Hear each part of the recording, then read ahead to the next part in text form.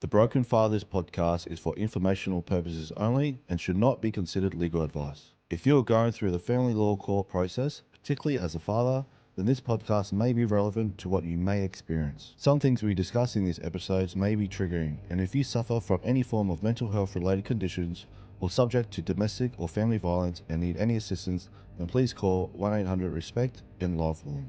The views and experiences discussed by people on our show are not necessarily the views and opinions of Broken Fathers podcast or their guest speakers. We strongly advise you seek your own independent legal and professional advice, as the Broken Fathers podcast will not be liable, answerable, or accountable for any loss or damage or litigation resulting from discussions on our platform.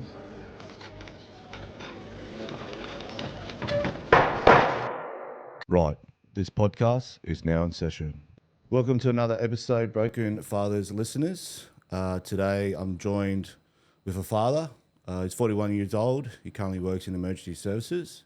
His name is Ben Carrigg, and he joins me here today. Mate, welcome. Great, mate. Thanks for having me. Mate, listen, before we knuckle down into the negative vortex, which I call the family court, mate, I like to get to know a little bit about the fathers. I think it's good for the listeners at home to know who that father is, where he's from, where he's born, where he grew up. So, mate, I'll hand it over to you, mate. Yeah, well, I was born in Brisbane. Yep. Spent about 10 years in Singapore as a kid. Yeah, nice. I've got two older brothers, the younger sister. Yep. Moved back to here, spent some time here, a bit of time in New Zealand as well. Is that because your parents were doing certain work overseas? Yeah, stepfather was he was the chief stipendiary steward for horse racing. Oh, wow. Yeah, so over there, Southeast Asia, and then over in New Zealand, same thing. Yep. Unfortunately, he passed away. We moved back here, and Okay.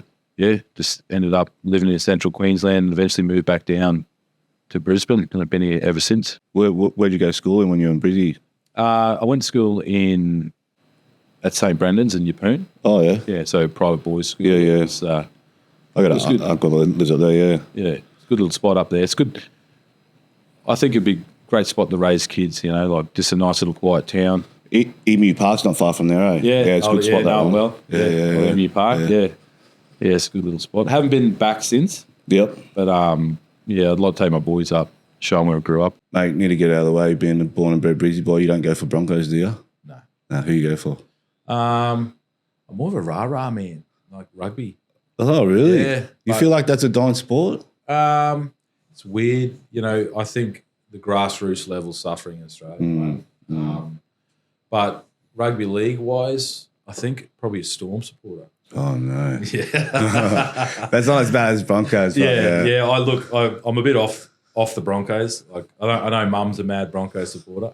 Yeah. But I don't think I have been a Broncos supporter, to be honest. Yeah, I've actually I lost a tattoo bet to one of the boys, and I've got a Melbourne Storm logo tattooed on my bum. So, Oh no. yeah, man on my word though. So Yeah. mate, so yeah, you finished schooling and then Yeah, finished school, did a few odd jobs around the town.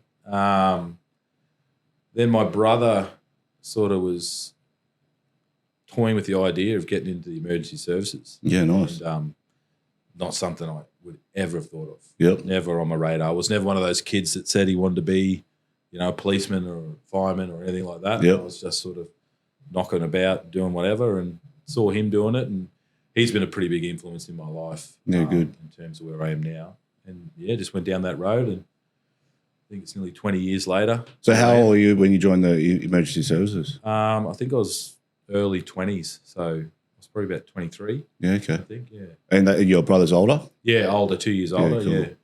Yeah, nice. So he went straight into that, and I got in. I remember being there the first time, just thinking, started as a auxiliary, and thinking, what is this? Like they're teaching you how to put a rope in a bag and fold a tarp, and, and I was like, what is going on? Yeah. Like, why is he like this so much? And then it just grew from there. Got in permanent. Was up there for a while as a permanent, and then once we had our first little fella, we were living apart, so I was flying down to Brisbane every Yep. day's off, and so eventually moved back down to Brisbane, and Yeah, okay. Yeah. So your young fella then, that was with your ex-partner? Yeah. Yeah, okay. So Yep, 3 boys with the ex. Yep. Okay. Yep. Yeah, mate. Hats off to the work you do. I've tried twice to get into that role, but I've been knocked back. I don't think I've got a. Is it mechanical reasoning? You know when you and they've got all Even when I was doing emergency response in the mines for a while, someone would say set up a 5-to-1 rope system. I just couldn't work it out. I'd just be It's probably the hardest section of it. Yeah, I think so too. And I'm the same. Like I specialise in tech rescue, and that's still now. You've really thank God they started manufacturing pre-made. Yeah, I know. Because the pre-made 5-to-1s are good. Yeah. It's certainly not easy. I think it's the only time I've ever actually felt I had tunnel vision was when I had to go sit and do that because I got dyslexia. So sitting there having to do that test, and the room was getting smaller and running away from me. And then the lady comes up and she gives me a cold glass of water and woke me up again. Oh, true. Back into it. So yeah, it's daunting, man. Like it's a tough process to get into. Yeah, it is. I think it's one of the hardest gigs to get into. And when I tried out for years ago, there was like a 2-3 year wait. Yeah. Well, see, it used to be, I think they were only doing 1 and 2. I remember when my brother got in, it was 1 every 2 years, 1 year? Yeah. I think it was up to 4 years. Yeah, wow. It was some massive amount of time that they were taking intakes. And I think it took him a couple of cracks, took me a couple of cracks. Yeah. But now it's continuous. Yeah, because they say it's a job that you kind of, back then I think they said it was a job where you had to wait for someone to die to literally get into, right? Yeah. That process was sort of hampering them at both ends. So it was taking forever to get in. It was taking a long time for people. The attrition rate wasn't really high. So now they've hit that sort of pocket where over a 10-year period where there's a lot of retirements. And the attrition rate is quite high, probably not as high as police and ambulance, but it's still pretty high. Yeah, okay. Mate, so we go back to when your young fella was born, if you don't mind me asking. Were you there when your young fella was born? Yeah. So definitely unexpected. Yep. I can still vividly remember the phone call. But yeah, when we found out, it was quite a shock because I was pretty young. Yep. But at the time, I certainly wasn't looking to have kids. Yep. But I sort of had this thought, well, I don't have, I've got to do what I've got to do. Like, this is my responsibility now. Yep. So we took that on. And I was there when he was born. Yep. Yeah. And did your ex-partner have him naturally? Cesarean. Cesarean, okay. Yeah. Which it was a strange experience because when she was still down in recovery, I was up there with him. Yep. Him and I. And I can vividly remember having him sat in front of me, and this old Irish nurse came up and handed me the little singlet. This is where I was going, yeah. Yeah. And how did you feel? Oh, overwhelmed, mate. Yeah. Little nappy, little singlet, this little fella there looking up at me. Yeah. And it when I think back on it, it was this. It's hard to describe the feeling. I was afraid. I was excited. I was mixed emotions. Yeah, you're looking at this huge big picture of where's this little fella going to end up. Yeah, and didn't know which was which on a nappy. Like trying to figure that little nappy out and all that sort of stuff. So yeah, that's when the adventure started, I guess. Yeah, the reason I asked that because I remember when my ex gave birth to my daughter, it was just this emotion of a roller coaster emotion, It's a moment that I'll cherish for, regardless of what's happened with me and my ex. Yeah. It's a moment that I'll take to my grave, I didn't know what love was until, my daughter was born. So I only just had this conversation with my boys a few days ago. It's crazy, eh? You don't know. And Mum used to say, you won't know until you've got kids. Yeah. Like when we're giving her grief growing up, and you'll never know until you've got kids. That's how I feel when she's stressed and you're like, don't worry about it, Mum, And now you think to yourself, you're always stressing. Yeah. Always wondering what they're doing, what they're up to. Right. And you want to defend them. Yeah, I'm a bit of a helicopter parent too, like always just stressed, Yeah. Yeah. It's hard. It's hard to, like, I always try to quantify like my parenting style. And with boys, it's I'm the other way. I have to sort of soften myself a little bit. Not that I'm a hard parent, but in terms of I like to press a bit of independence, making sure that they can handle themselves, not physically, emotionally, stoicism, that sort of thing, I agree, And I struggle a bit with the softness. Like, I think there's a bit of the woke culture these days. It's at the moment, I reckon over the last 2 years, that's been the big thing. Parenting wise, is navigating them through that. Yeah. There's an ideology at home, and then there's this woke ideology that literally confuses them. Yeah. So that's hard to try and navigate and allow them to be diplomatic wherever they go. Yeah. Mate, so you young fella was born, how old were you then? I reckon I was about 20, 23, 24. How many years before you had your next child? Another 2 years. Another 2 years? Yeah. Then we had the middle one. Yep. And then another 2 years, and we had the third. Was a middle one girl, boy? Boy, all boys. All boys. Yeah. Okay, yeah, nice. All boys, yeah. Oh, yeah. Yeah. Keep you busy. Yeah, the rat pack. Was there, I've only got the one child. Was there a different feeling when you had a second child at all? I vividly remember having a conversation with this older salty fella at work, and I was so concerned as to could I spread my love? Yeah. Would it be the same? Yeah, and I was honestly really stressed about it. Yeah. And when he came out, it was exactly the same. That's awesome. Exactly the same. And then for the third, exactly the same. Yeah, wow. Yeah. And it's weird because they've all got their own little qualities and traits and their little idiosyncrasies, and all completely different. I was just going to say, you might not want to answer. Do you have a favourite one at all? Oh, no. Put you on the spot. I think I get asked that a lot. It's almost like a little toolbox, like certain things. Yeah, you go and source what you need. They've all got their great little traits, and I love them dearly. But say the middle one, he's the brains of the outfit. Yeah, he's super intelligent, really squared away, Mr. Morals, and I think if we all need a bit of tuning up, he'll give us the tune up. The eldest is he's the bravado and the ego and the he always calls himself 2IC. So if I'm not around, he's dishing out the punishments and things like that. And then the little one, he's just a mix of everything. He not much he can't do, and he's got severe dyslexia, but doesn't hold him back. Yeah, typical cops it from the two older ones all day, every day. Yep. But little do they know they're just making him tougher. Mate, is it true what they say?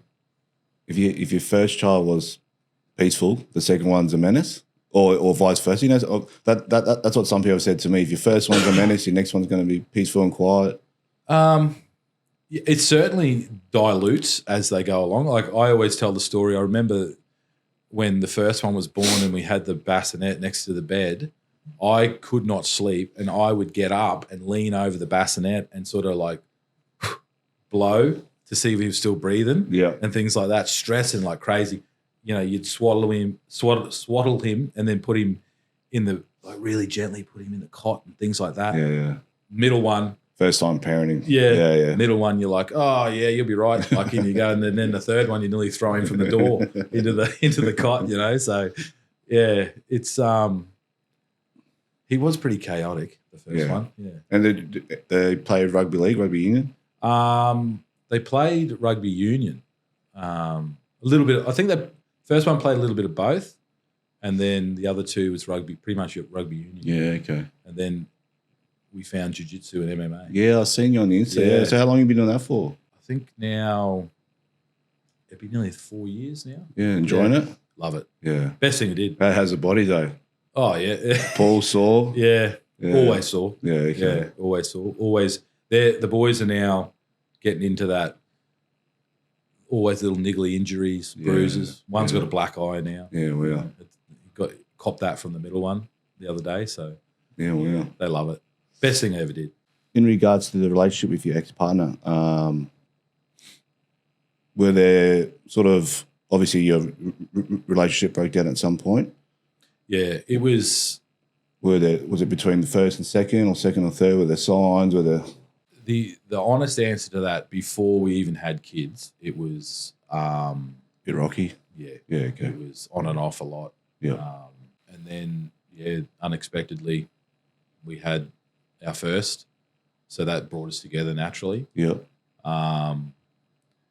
Geographically being apart made it an issue.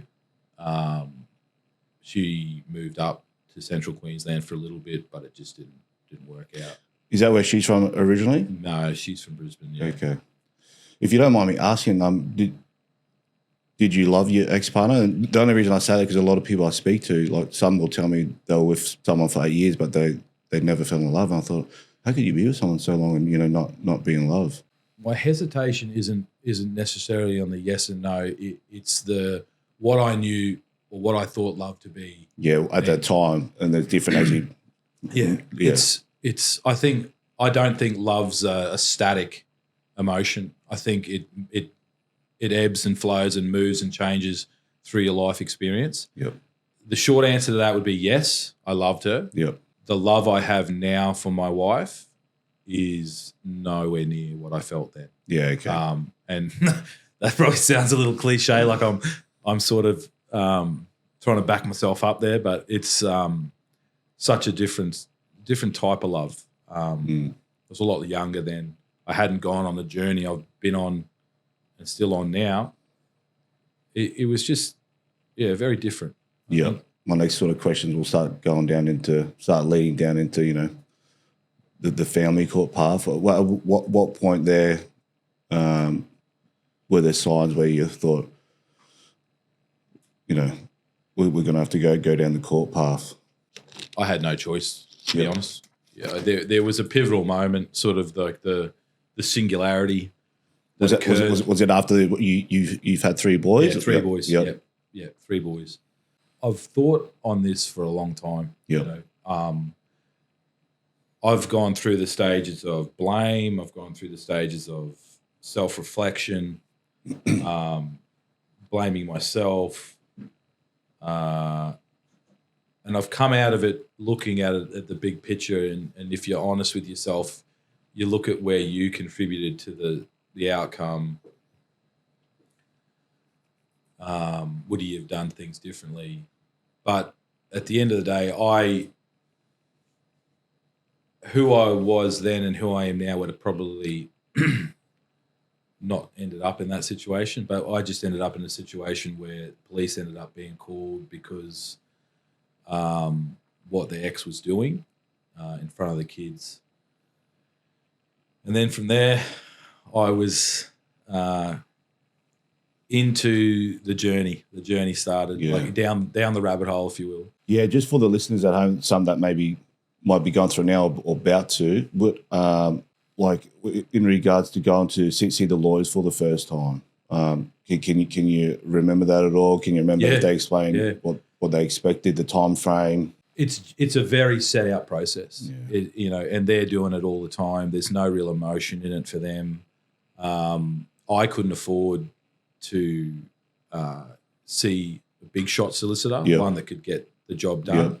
So I was going through legal aid, and I was actually fortunate enough. I don't think she's even with us anymore. I think she's passed away, but she was an older lady that was towards the end of her career, but she had a lot of compassion for men going through the system. From that first event that occurred where, police were involved, I'd called them to the house.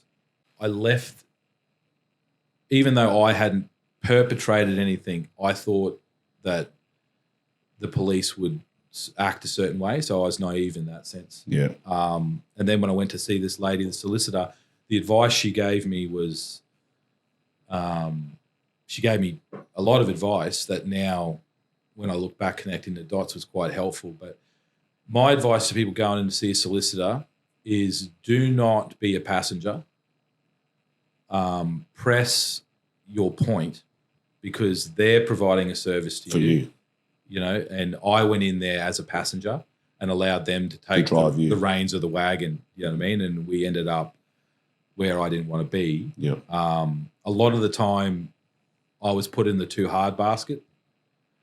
And looking back, I just wish I had have pressed the point and go in there, even if you think it's not important evidence. Yeah. If you a conversation or a comment made, you know, in passing by whoever, you say that and you press that, you know. Yeah. Get an understanding of almost legalese, you know, just a layperson's understanding of what's being said. Yeah. Educate yourself on the process, you know. Definitely. Understand what an initiating application is. Understand what, you know, interim orders are, who your ICL is, what their role is. You know, those are the things. It'll do two things. It'll educate you and it will take your mind off the emotion. You know, idle hands. Yep. You know. With if you don't mind me asking, in regards to legal aid, how does legal aid work? Because I didn't use legal aid, but I was under the understanding that you can only use legal aid if you fell under like a criteria that you only earned so much or something. Is that how legal aid works? It's certainly means tested. Yeah. But what you can do is you can go on a waiting list and you can and that's go the and thing. see them for very limited The time. advice. You know, you get a limited time, you get limited advice, and it is exactly that. It's the difference between a tailored suit and a suit bought off the, you know.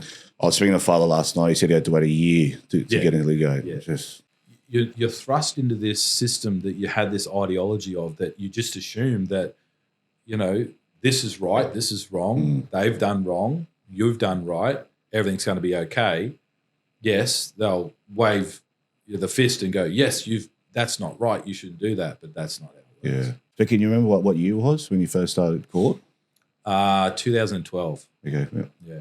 What were you both trying to go for? Co-parenting order or a court? I think it's probably easier to go back and the timeline will reflect where we were. So I called QPS. They arrived. I told them what had happened. Yep. I had marks on me. Things had happened.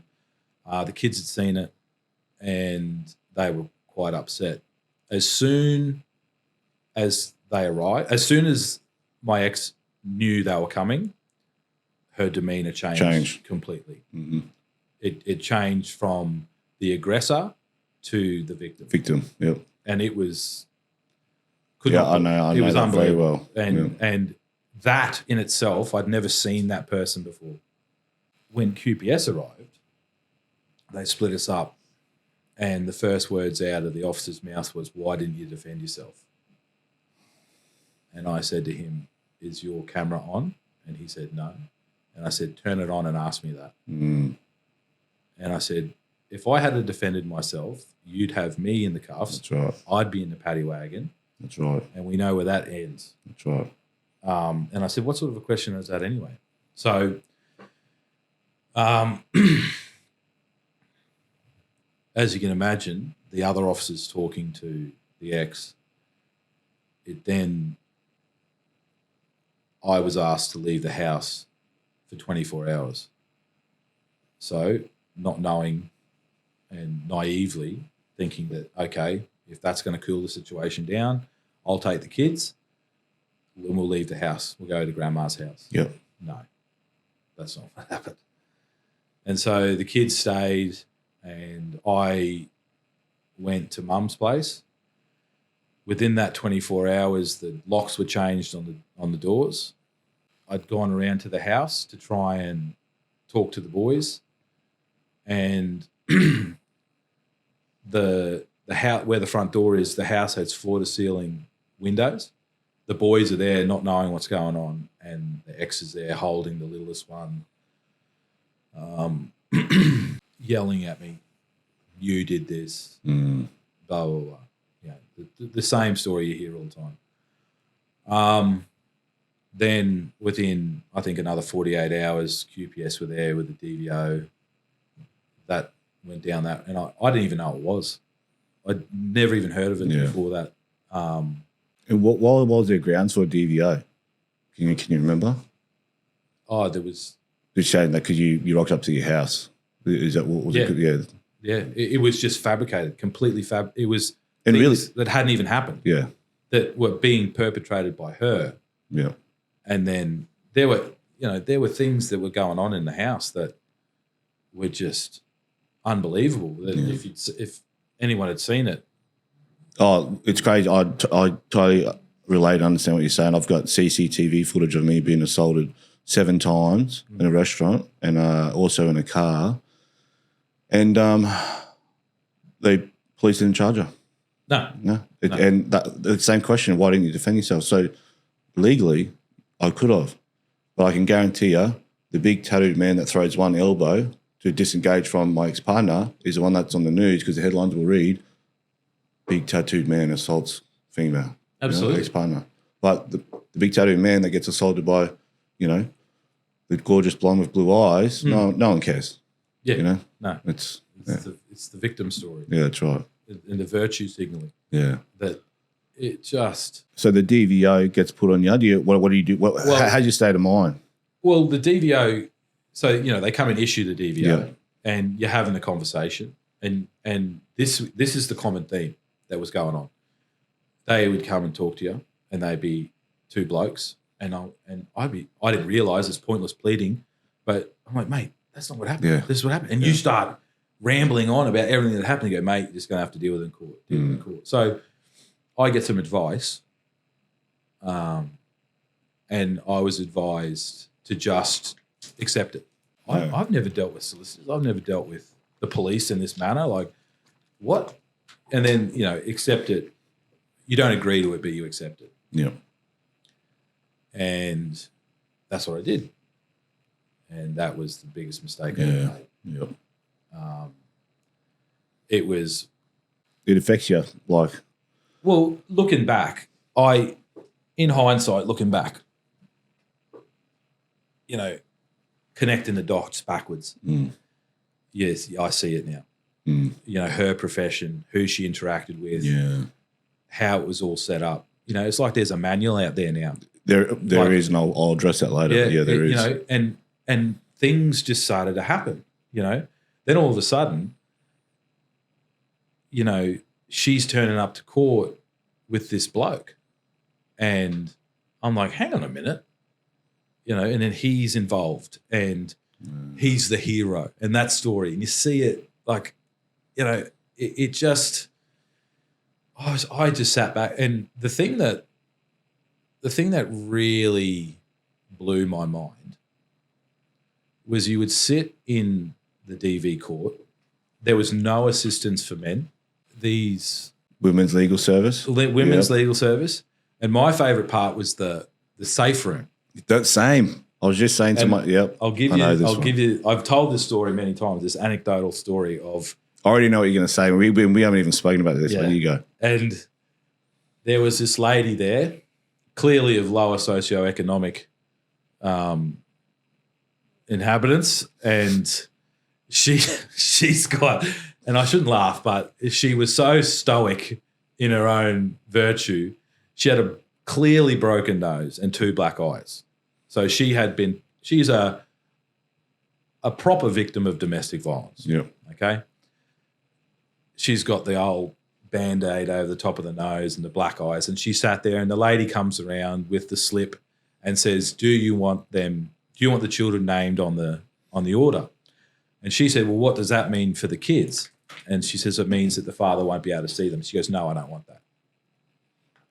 The problem's between him and I, not between the kids and him.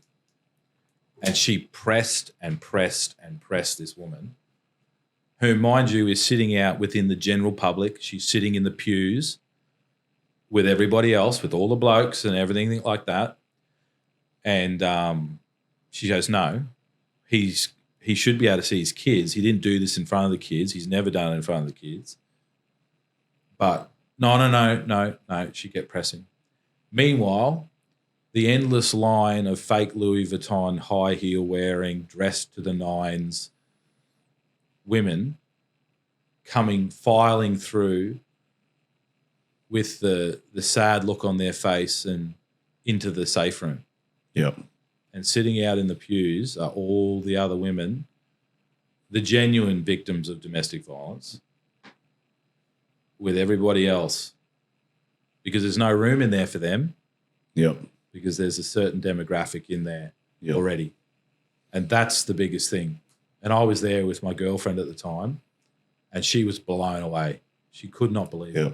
Yeah. I'll quickly touch on that. Every time I went to DV court, the judge would say to my ex's legal team, "Where's your client?" And they would always say the same thing. "Oh, she's in the safe room. Is it okay for us to bring her in?" And I'm looking around. I'm like, I'm the one that got belted. Yeah. And my barrister said, "Don't worry. They all do it. It's all part of the game. Just ignore it." And she would literally walk in the room like this. She'd walk in. I swear on my daughter's life, walk in, hand over her, like face like this. And I could not believe it. And they should have the women's legal service or whatever they call it supporting her. And they're all death staring me. You know, because she's obviously been gobbing off about me for the last 2 hours. And they're all death staring me. And then when they played the footage of me getting belted, I look at them and go, "Oh, you know, what now?" And then she starts crying and everyone in the courtroom asks if she's okay. I'm thinking, what footage did you just watch? I'm the one that got belted. Yeah. So it's a circus, mate. It is. It is a proper circus. It is. I was just blown away. I still remember my girlfriend at the time. She'd go and get lunch and come back, and you'd be sitting there for hours. Waiting. You know, and just waiting and waiting. And we got to the point where we would just laugh. Yeah. Like it was comical that was going on. And Yep. certainly domestic violence is not comical at all. But it was treated as such. Yeah. And it was weaponized so heavily. And you just sit back and you think to yourself, what is going on here? My whole reality is completely thrown into a spin. Yep. I thought if you were the victim, regardless of your gender, and you turn up and you can defend yourself, then the law would see it as just. But if you are a male, you are guilty until you're proven innocent. I couldn't agree more. Yeah. That happened all the way through it. Yeah. And so I've then accepted it, thinking, oh, okay, I've been advised by the duty solicitor. I've been advised by the external solicitor over the phone to just accept it. It won't hurt you. What do? I go back to the old salty lady at Legal Aid, and she puts her head in her hands and she says, "No, why did you do that? Why did they advise you of that?" Because it's easy. They can't make any money out of you. Yeah. You're not paying them. Yep. So they don't help you. Big cash cow though. Oh yeah. Yeah. And I'm sure we'll get into that side of it. But yeah, did that. And that started the hell, and it just did not. I was getting pulled over, false allegations on a weekly basis, getting pulled over. So just to pause you there. So family court hadn't been filed yet. We're just starting DV court. Yeah. Yep. Got you. Yeah. So. And looking back again, there was method in that madness. Yep. To help them in the family. Get the ducks in a row. Yeah, that's right. So while that was happening, then entered the first character, I guess, of the story was the new boyfriend. Yep. So how long have you been separated now? You've gone your own ways? Weeks. Wow. Already a new boyfriend? Yeah. Wow. Oh, he'd been around before we even separated. Yeah, okay. Which made sense looking back. Like when I think about things, it made sense. All these allegations of cheating and everything like that. Yep. It made sense. So he's turned up to DV court, and I was like, "Who's this bloke?" Right, and then the second prong of the attack. So that's sort of the official attack. Then the attack on you socially and personally starts. So infiltrating the gym, infiltrating where you go, who you interact with, people you thought were friends. Yeah. That all starts. Yeah. And I was at the gym, went to this CrossFit gym, well-known CrossFit gym, and I hear this, "Dad," turn around, and here's my eldest son at the gym in the creche. It's an outside creche, like a creche in the main area. And I said, "Mate, what are you doing here?" And he said, "I'm I'm here with Mum's friend. And I said, who's Mum's friend? And just so happened to walk through.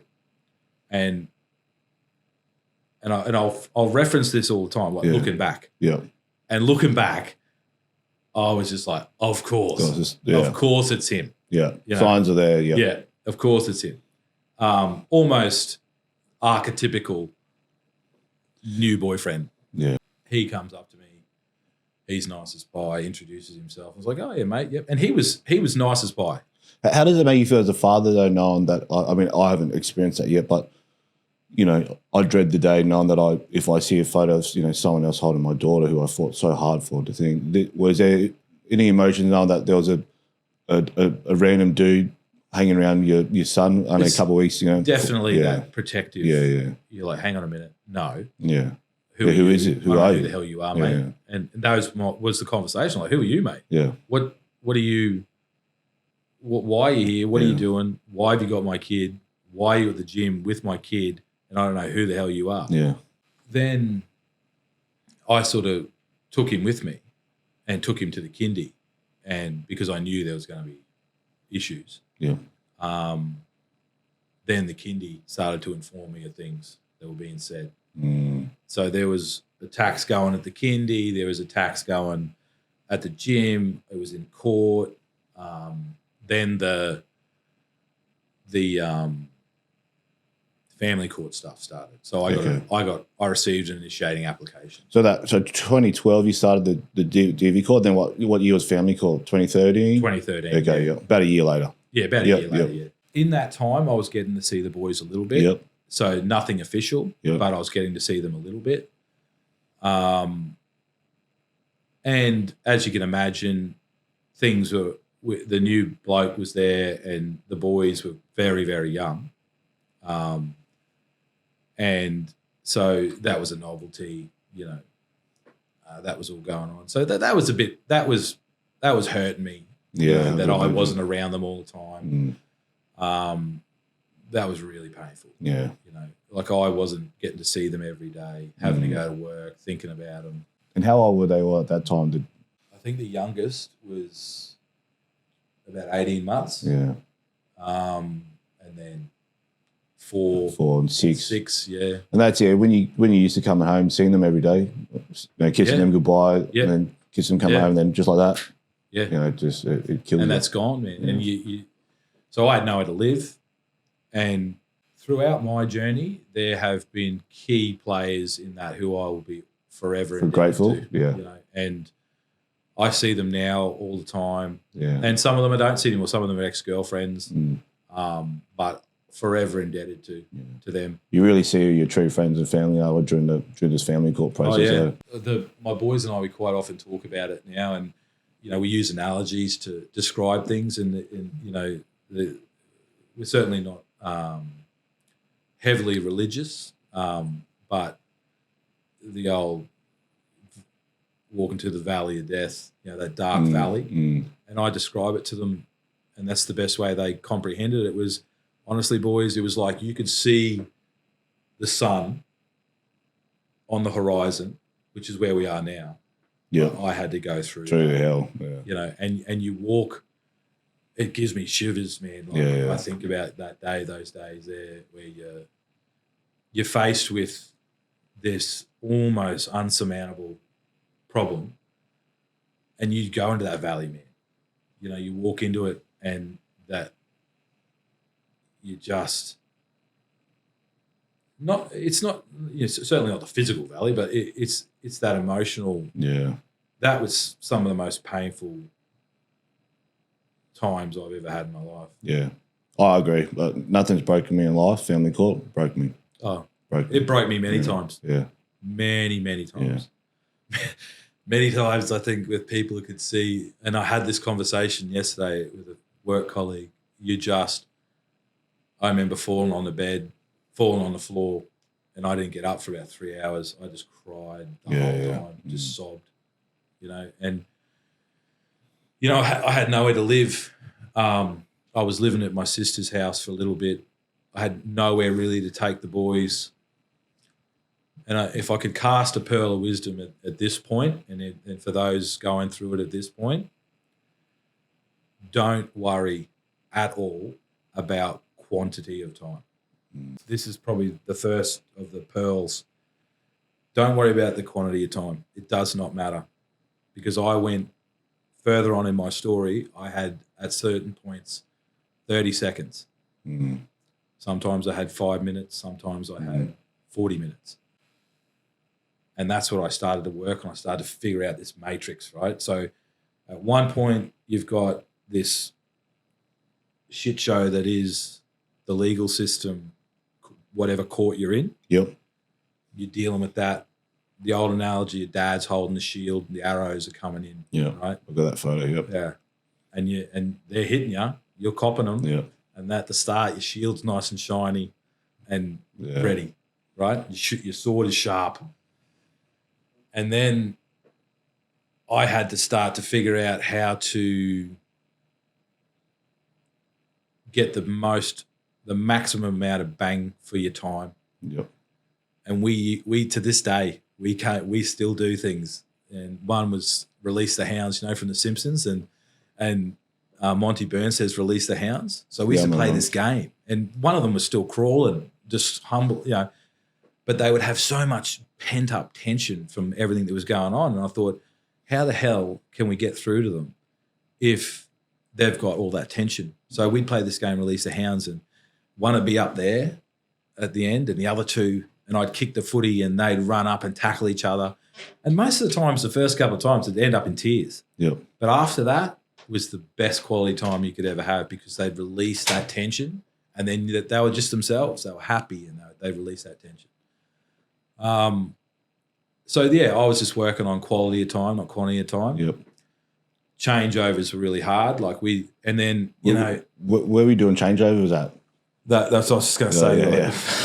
You can imagine for me. Yeah. You imagine where we're doing changeovers. So we were doing changeovers out front of the police station, and this bloke had turned up, and The new boyfriend? yeah, Yep. and he wouldn't introduce himself. He really didn't really. Yeah. We had a conversation at the gym, but it wasn't really who you are. So I just decided, you know what, stuff this. I'm just going to go up. He was sitting in the car, and I said, "Hey, mate, look, this is what it is. I'm their dad. You're in their life now. The only thing I ask you, mate, is that you treat them with respect, and you are a positive role model in their life, and that's it. That's all you need to do, Yeah. right? All the other stuff, that's your personal stuff. Cool, right?"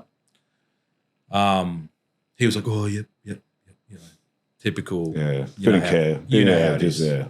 And kids are crying, clinging onto my legs. You need a Jimmy bar and a shoehorn to get them off, to give them back over. And then there was an instance where I went, and that bloke gave me the family dog. He didn't want it because he had a dog of his own. He'd moved into the house already, and gave me. So I went around and picked up the dog, and he said to me, he said, "Mate, I'm not allowed to talk to you anymore." Oh, controlled. Yeah. And so I said, "Look, cool, man. I just want the dog." Yeah. Like, Just give me my dog. yeah. Go. At this point, I was okay financially. Then that side started, the financial side, the child support side. So what year are we at now? Maybe 2014? This is sort of towards this is still towards the start of the... this is probably midway 2013. Yeah, okay, yep. Now the bombardment just starts. It's just boom, boom, boom, boom. All different. The correspondence, everything does come in. And it's just Never ending. Daily. You're trying to understand the court system. You're still spinning from that, Yep. the DV court, magistrates court. You're still spinning from lawyers' letters. You're still spinning from you're out of your comfort zone. One of my friends had a house that he was doing up, and I was living in that. Certainly wasn't in a state to be lived in. Didn't, yeah. Me and the dog in there,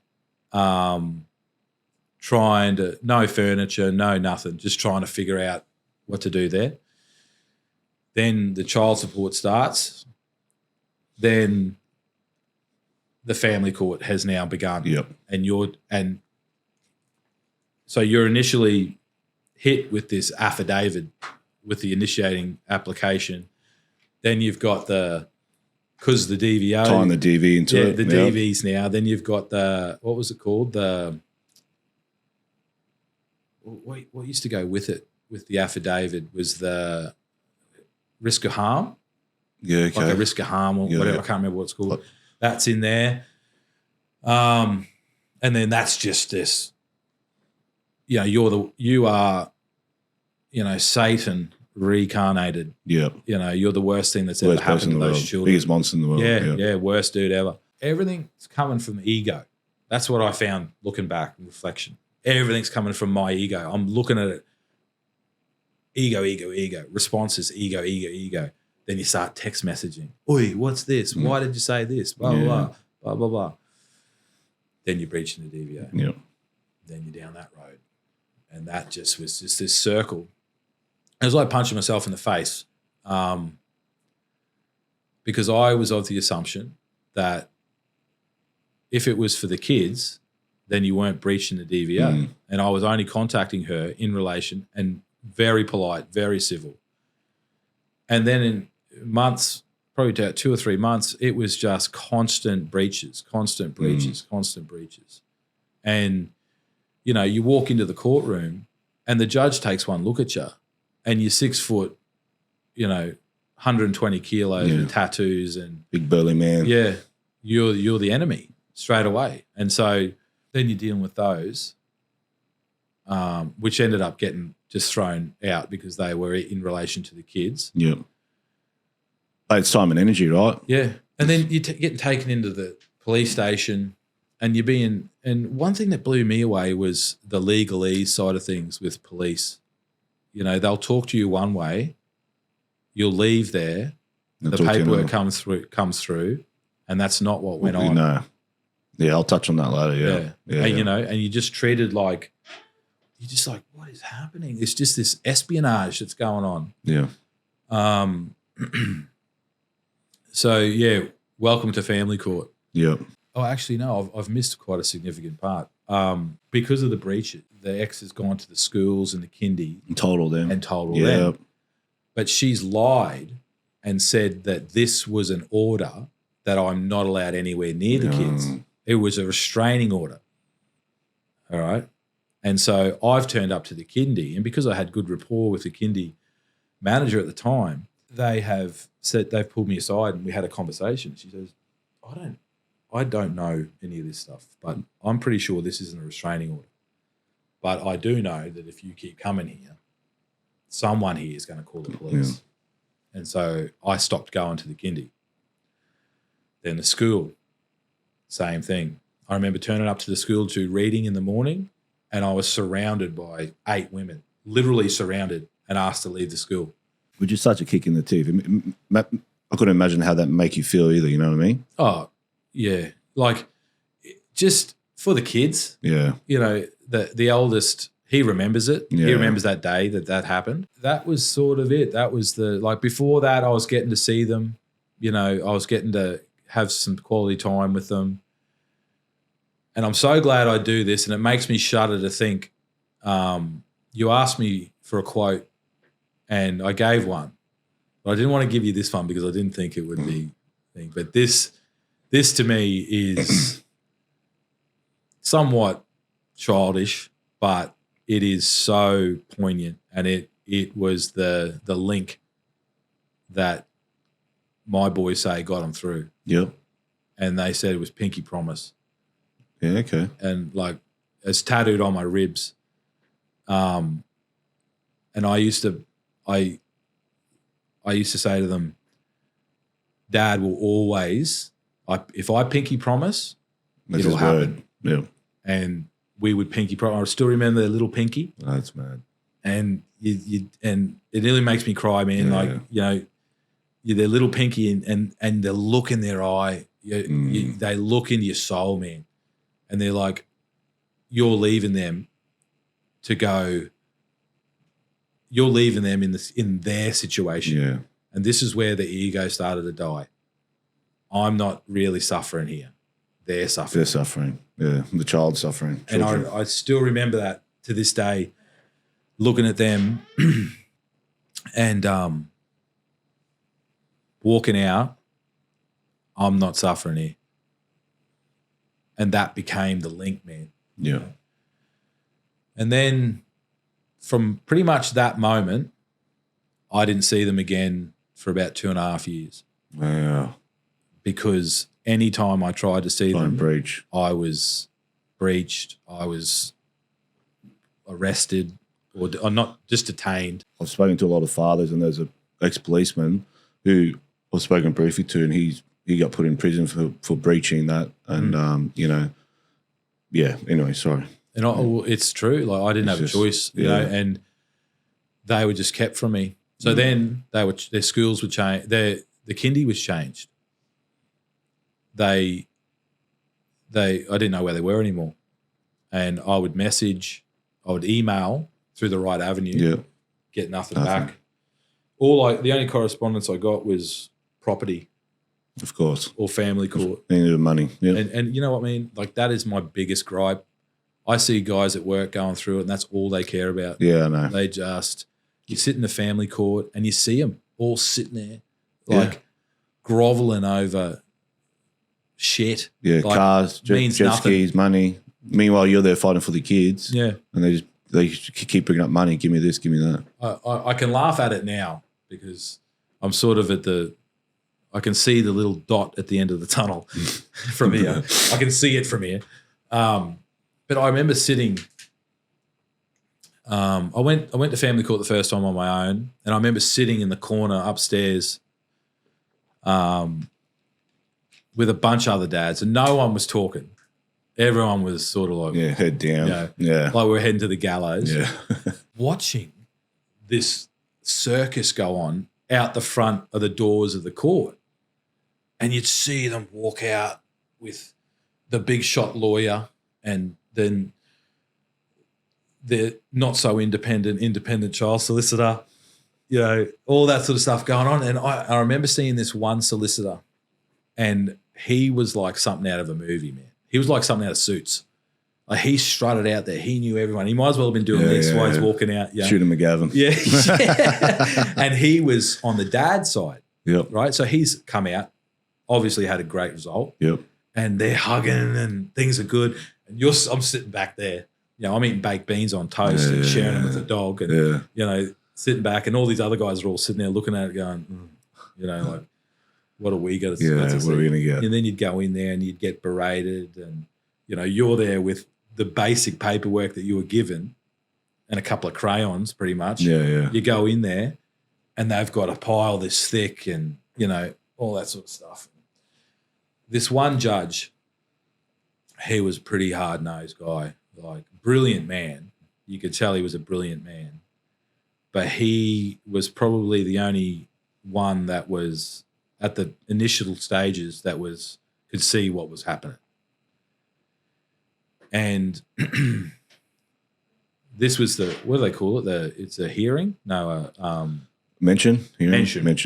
So we're in there. He wants to hear what's going on. Yeah. I go in there, and it's open court. You're all sitting there. Everyone's getting to hear what everything's going on. The laundry's all hanging up, and he spins in his chair and he looks at me and he says, "And what have you got to say for yourself, Mr. Carrigg?" And I'm, and I said, I haven't seen my sons in 18 months, Your Honour. And he just lost it at me. He goes, "I'm going to give you a chance to rephrase that, Mr. Carrigg." And I was like, what? Oh. And the applicant is sort of smug because I'm getting just spat fire at him. And he said, "Your children haven't seen you. That's how you're going to word that from now on." And he just stared into my soul. And I don't even think I said anything. I think I just nodded. And I remember sitting and thinking, that just confirms what I was thinking with the pinky promise, man. This ain't about me at all. And then he turned to her and he just... Oh, so he wasn't having a go there. He No, just, yeah, he okay, was got you. reminding me me yeah. of the... Good. And turned to her and just give her both barrels.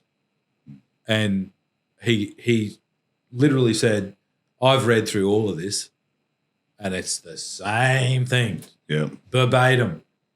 Click, copy, paste. He's the worst person in the world. He's this. He's that. Yada, yada, yada, yada. I'm going to give you two a chance to go outside and come to some sort of resolution. You've got 10 minutes. I'll see you straight away when you're done. Wish I had this judge. No. Oh, She no. refused to do that. So that didn't happen. Yeah. So the judge made up his mind and put an order in? No, we got sent to mediation. So I still didn't get to see the boys. And look, I could be getting this timeline wrong. There was so much going on, but pretty much didn't get to see him for about 3 years. So we're at, what, 2016 now? Yep. Yeah. And I never did mediation, so correct me if I'm wrong. Mediation is, explained to me, it's a prerequisite to go to family court unless there's some exemptions, DV and a few other things, you can bypass it. But I don't know, sometimes you go to mediation, but I've never done mediation. I just went straight to court. And I've heard a lot of people tell me mediation is a waste of time because one person will be in one room, they'll be in another room. It's just like sending an email back and forth, but it's just a person walking back and forth. And you sit there all day and you won't even come to agreement. Is that right? Yeah. You can get the theatrics like that. Yeah. And how much do they charge for a day? Oh, it depends if you go private. You can go through Family Relationships Australia and you'll be on a waiting list. Yeah. Right? So there's mainstream and then there's private where you pay for it. And this is probably good for the listeners watching because if you're going to go private, it's going to cost you, but you can get it done quicker. Whereas if you go... So if let's just say you're ordered to go to, say you haven't even got to court yet. Yep. All right. You need to get to court, you need to have some sort of mediation, right? Yep. So you go to Relationships Australia. That's what we did. We went to Relationships Australia and you know the outcome. You're going to wait 6 to 12 months to get there and then nothing's going to happen. And during that time you're waiting, you're being robbed of time with your children. Because you got to wait for this mediation to start. Absolutely, right? Yeah. So you lose in the meantime. And I'm missing out massive chunks of the reality of what happened and how much was going on in the background. But it'd be a week-long podcast to get through everything. Of you know course. what I mean? And so, long story short, we go to mediation. Well, I apply for mediation. We get to mediation, and it's again the same thing. Same circle. Revolving door. It's the same gender bias environment. Yep. Full of red tape. Really got nowhere. Came up with we walked out there with a print of the whiteboard, which really meant nothing, that we both agreed to. That was minimal time. I think it was one day a fortnight, and then a couple of hours a fortnight or something like that. And I'd take whatever I got. Anyway, so then that failed. So then you'll go through the mainstream Relationships Australia for argument's sake. If it fails, you'll get what's called a 60I certificate. So the 60I certificate denotes that neither party was able to come to a reasonable agreement. Then that's your golden ticket to go to court. Yep. That's when you start filing your initiating applications. Yep. I'll backtrack from that a little bit. Yep. Everything that goes on, you need to start putting into some sort of system of your own, whether it's in notes in your phone, day by day, what goes on. Yep. Couldn't agree more. But at the same time, you need to start diarizing. Is that the right word? Diarizing? Writing a diary? Writing a diary. Daily log. Can lift heavy stuff, I'll tell you. Not real smart. How you're feeling. Because where that comes into effect is when you start to look at the burden it's put on you. Because solicitors will want to ask you that. What burden has it put on you? And you can reflect on that. I've got diaries and diaries. Yeah, I found my notes from when I was in the supervision centre times I would arrive because Yep. there'd always be an allegation. Times I left when I broke down. But yeah, it's going to play a part when I do my episode. What I thought was a hard time, which is the moment I was at now, pales in comparison to what ended up being so. So initiating applications were filed. I couldn't afford a solicitor. I couldn't get into family. I couldn't get into legal aid. So I ended up having to do it all myself. And I literally constructed in this house I was living in downstairs, the war room. I had a desk. I had the shrine, the shrine, and because I didn't see him for 3 years, I had a spare room that was meant to be their room, and I had wrapped presents for Christmas. Kept them in there. Everything in there, and they were faded from the sun and everything like that. And my cousin came over one day, and he laid on that bed, and I near killed him. Yeah, I near killed him, and you know, and you did. I slept on a mattress on the floor, and that was my focus. I went to work, I came home, and I focused on that, and I wrote and it was terrible. Like in hindsight, compared to what the solicitor wrote, it was terrible, but it got me through each step. Yeah, each step, and you are clawing a millimeter at a time. And then you take 6 meters back. Yeah, and I remember my lawyers did tell me that at the start. They go, listen, as a male, you're going to get little momentum wins here. And those wins weren't wins to me, but they're little momentum wins, you know. Yeah. Oh, you've got one out. Supervisor's like, this is not a win, you know, but just take it, you know. Yeah. Just like, but yeah, sorry. No, and you know, and I like to hear other people's experience, man, because I love that I can relate, you know, because we don't get that. Nah. There's so much support out there for the other side. Correct. There's nothing for us. I remember one of my lawyers said, it's so easy for me to represent a female in court. It's so hard for me to represent a male in court. Yeah. You know what I mean? So, and I remember him clearly said to me, he goes, listen, before we file this family court paperwork, are you sure you're ready to go through? I said, of course. He goes, once we file it, there's no turning back. You know? I said, no, I'm ready. She's not letting me see my daughter. And he said, just so you know, because my daughter was only 6 months at the time, because just so you know, you're not going to get overnight for at least a few years. And I was like, what? Why? I haven't done anything. This was before the allegation. We hadn't even filed the paperwork, right? He said, listen, because your child's only 6 months, your child's in what they call the nurturing phase, I think, and they don't want to separate the child from the mother. So bear in mind, my ex stopped breastfeeding at 3 months. She was on the bottle last month. As soon as we got to court, she's breastfeeding again. She wasn't.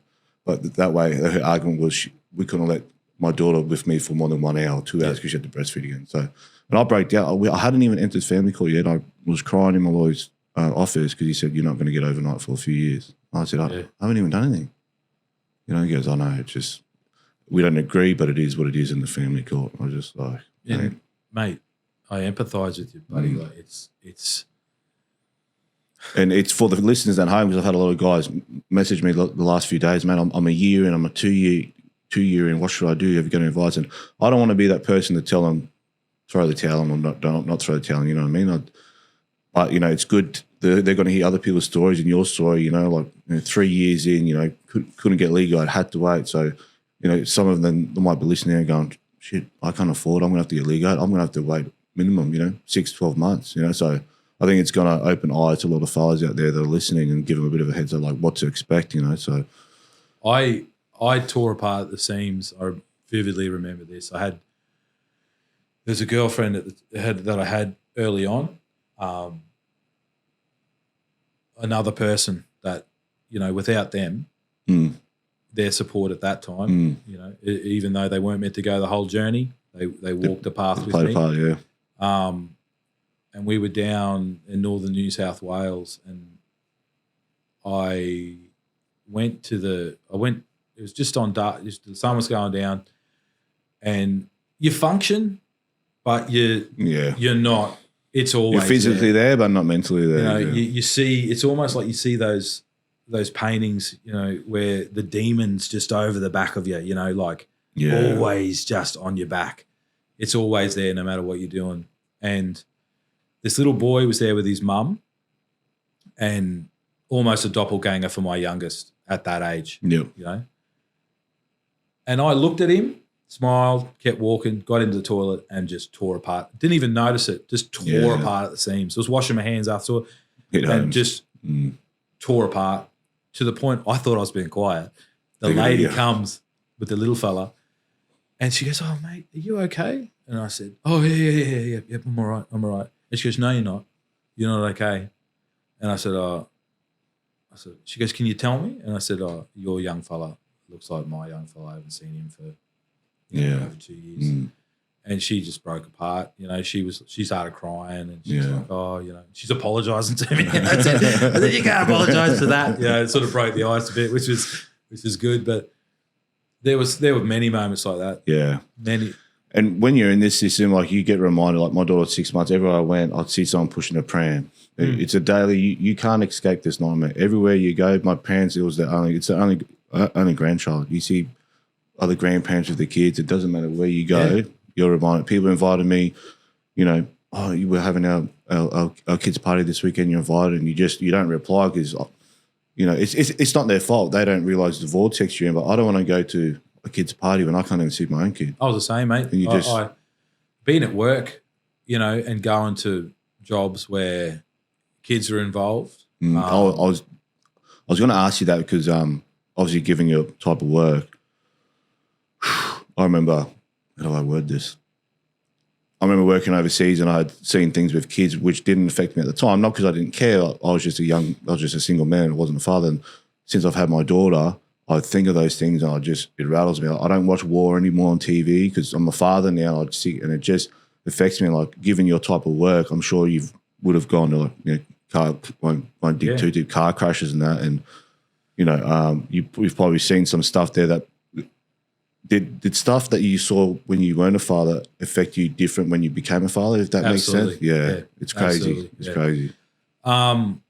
Before, you know, I started in central Queensland. So up there you are going to a lot of high impact crashes. Long roads, right? Yeah, between towns, yeah. You know, not to mention small town, small city, small town. Everyone knows everyone. And, you know, anything involving kids is always horrific.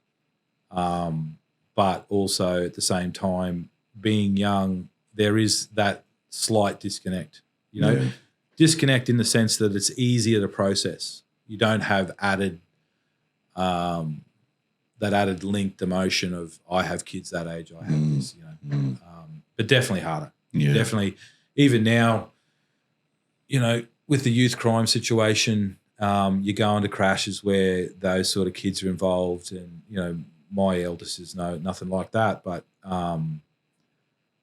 you think about it, man. Like it certainly affects you. You know, like it's in the back of your mind. You know, there's certainly a sense of you do become accustomed, unfortunately, to desensitized to it. But yeah, definitely. But at the time, like,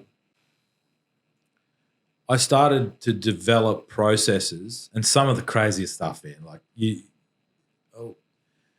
even now, whether it's PTSD or not, I don't know.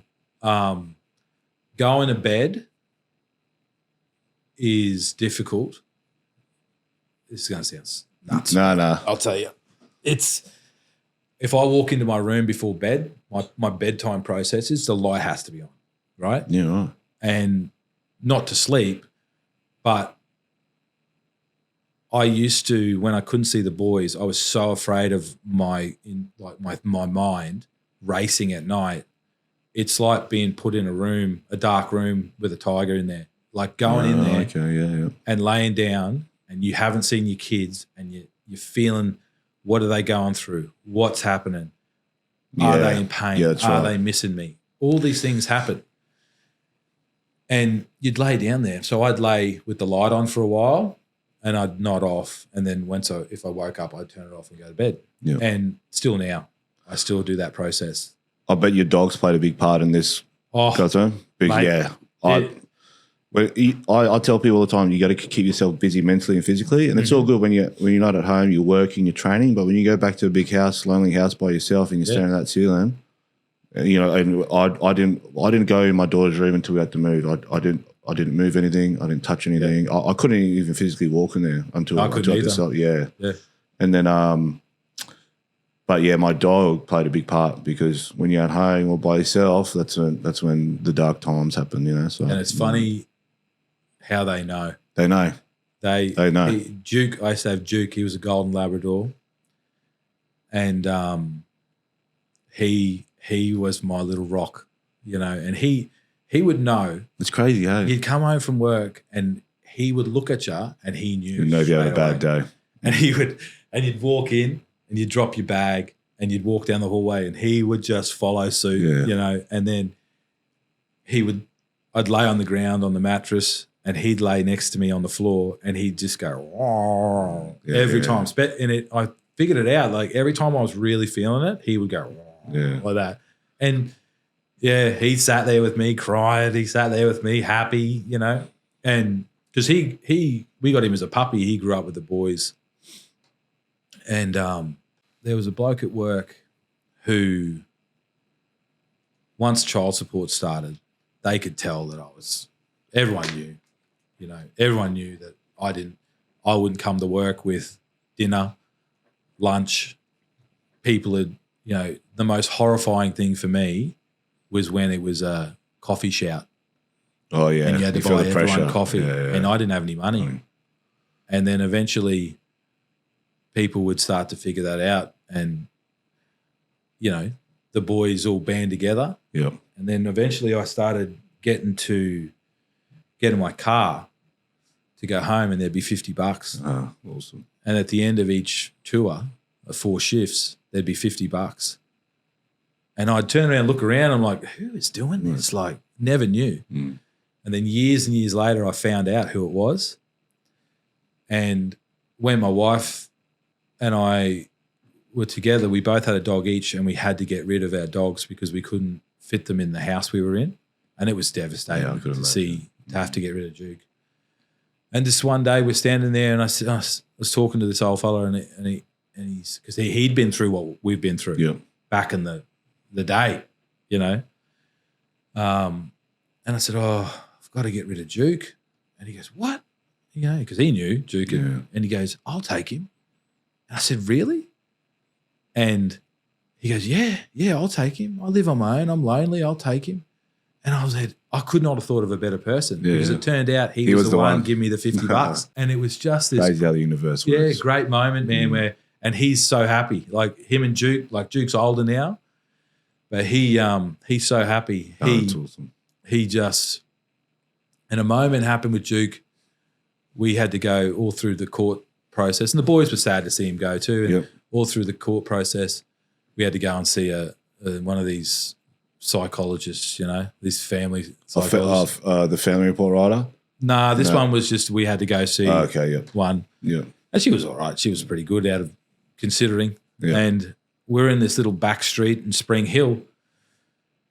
And I look up and there's this Labrador sitting there. And I said, geez, that dog looks like Duke. And the boy's like, yeah, that does look like Duke, hey. And he comes wandering over. It was him. It was him. He was the old fire, he was a builder, and he was there doing a reno on his son's house, and Duke was there with him. And the boys just burst into tears, started hugging him and kissing him, and you know, and he remembered him. It was just a crazy little moment, you know, like. Mate, going back to we'll go back to 2016. It's been about 3 years. 3 years, yeah. You're at home, presence in the room. Still haven't seen him. Where do we go to from here? And then in 2017. No. So this is a pivotal moment. Yep. This is where I get breached again on the DV. Haven't seen the kids. Yep. But I get breached on the DV. Came out of nowhere. And I was like, what? What now? I haven't done anything. So go there and I'm being accused of parking across her driveway in my car. Let me guess, there's no evidence though? No evidence. Of course. No photos, no evidence. But lo and behold, there was a lot of evidence to the contrary. So off I go to the court at Strathpine, go in there, and I didn't know this, but Google tracks where you go, and you can get it on map. Okay. Right? So this is a good little tip pearl. for the listeners. You go onto your Google, and your Google actually tracks where you go. It's not super accurate. It's triangulated, but it'll give you a general area of where you've been. Showed that I hadn't been anywhere near the place. Right? Beautiful. I didn't know that. That's good to know. Again, magistrate just treats me like I'm a monster. You know, looks down his nose at me. I'm a monster. Blah blah blah blah. Got me to talk. I remember he asked me to talk, and I said, I haven't seen my children. Like my children haven't seen me. I haven't seen them. I'm through. And he goes, well, you need to go to the family court. I said, I'm in the family court. I said, but I haven't seen them.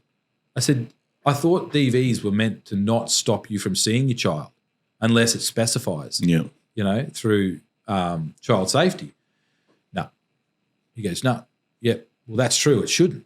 It shouldn't stop you. These aren't designed. Your order does not say that you can't see your children. Yeah. And boom, this light bulb goes off. I'm like, what? And like, I didn't say that, judge, but I said, what? And then I said, right, I'm leaving the court. Get down to the car park. I'm walk as the usual march out of there, kicking rocks, you know. Yeah. With I your know little, that feeling. with your little piece of paper and crayons, you know. And this lady comes up to me, who now is a good friend of mine, and she's, I need to talk to you. And I said, yeah, who are you? Thinking, here we go. Here we go. And she goes, that magistrate's right. There's no way in the world that you shouldn't have seen your kids. You should not have, this should not have stopped you seeing your kids whatsoever. Yes, if they're withholding them and you don't, and there's no court orders in place, then yes, okay, fine. You're not amicable, then that's going to happen. But doesn't stop you going to the kindy, doesn't stop you going to the school, doesn't stop you being involved in their lives in those public environments, right? Yep. If there's nothing legally stopping you, then you can go.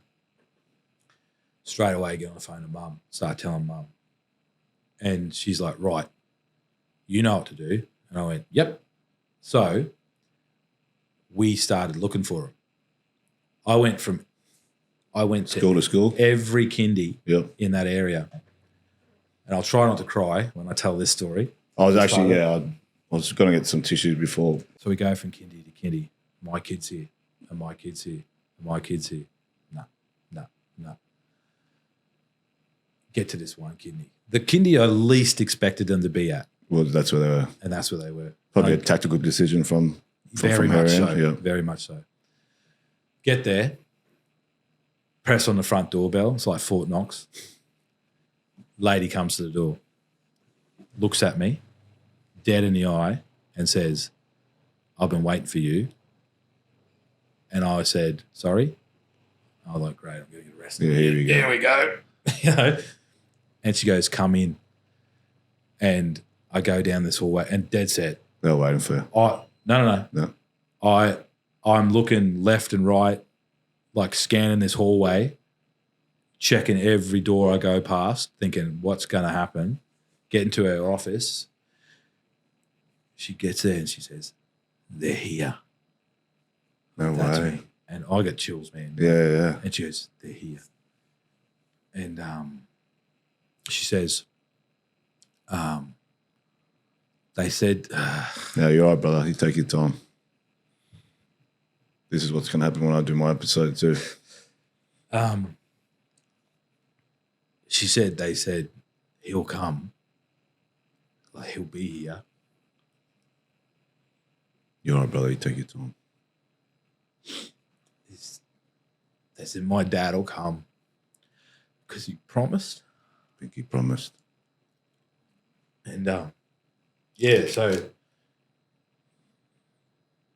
that to me was that next level where I went, right. Gave you a lot of fuel. Oh, yeah. Yeah. I was like, New yep, person. righto. And there's a funny bit in it because it's so much his personality now. So she said, I'm going to go get them. And she went and got the two younger ones. And so the middle one and the youngest, and they come in. And the middle one didn't talk. He was Just not, yeah. He was Unsure? he's Mr. Morals now, and I think he was just so confused as what he was being told. That's not who my dad is. He didn't know. So I had to earn his trust back. Yeah.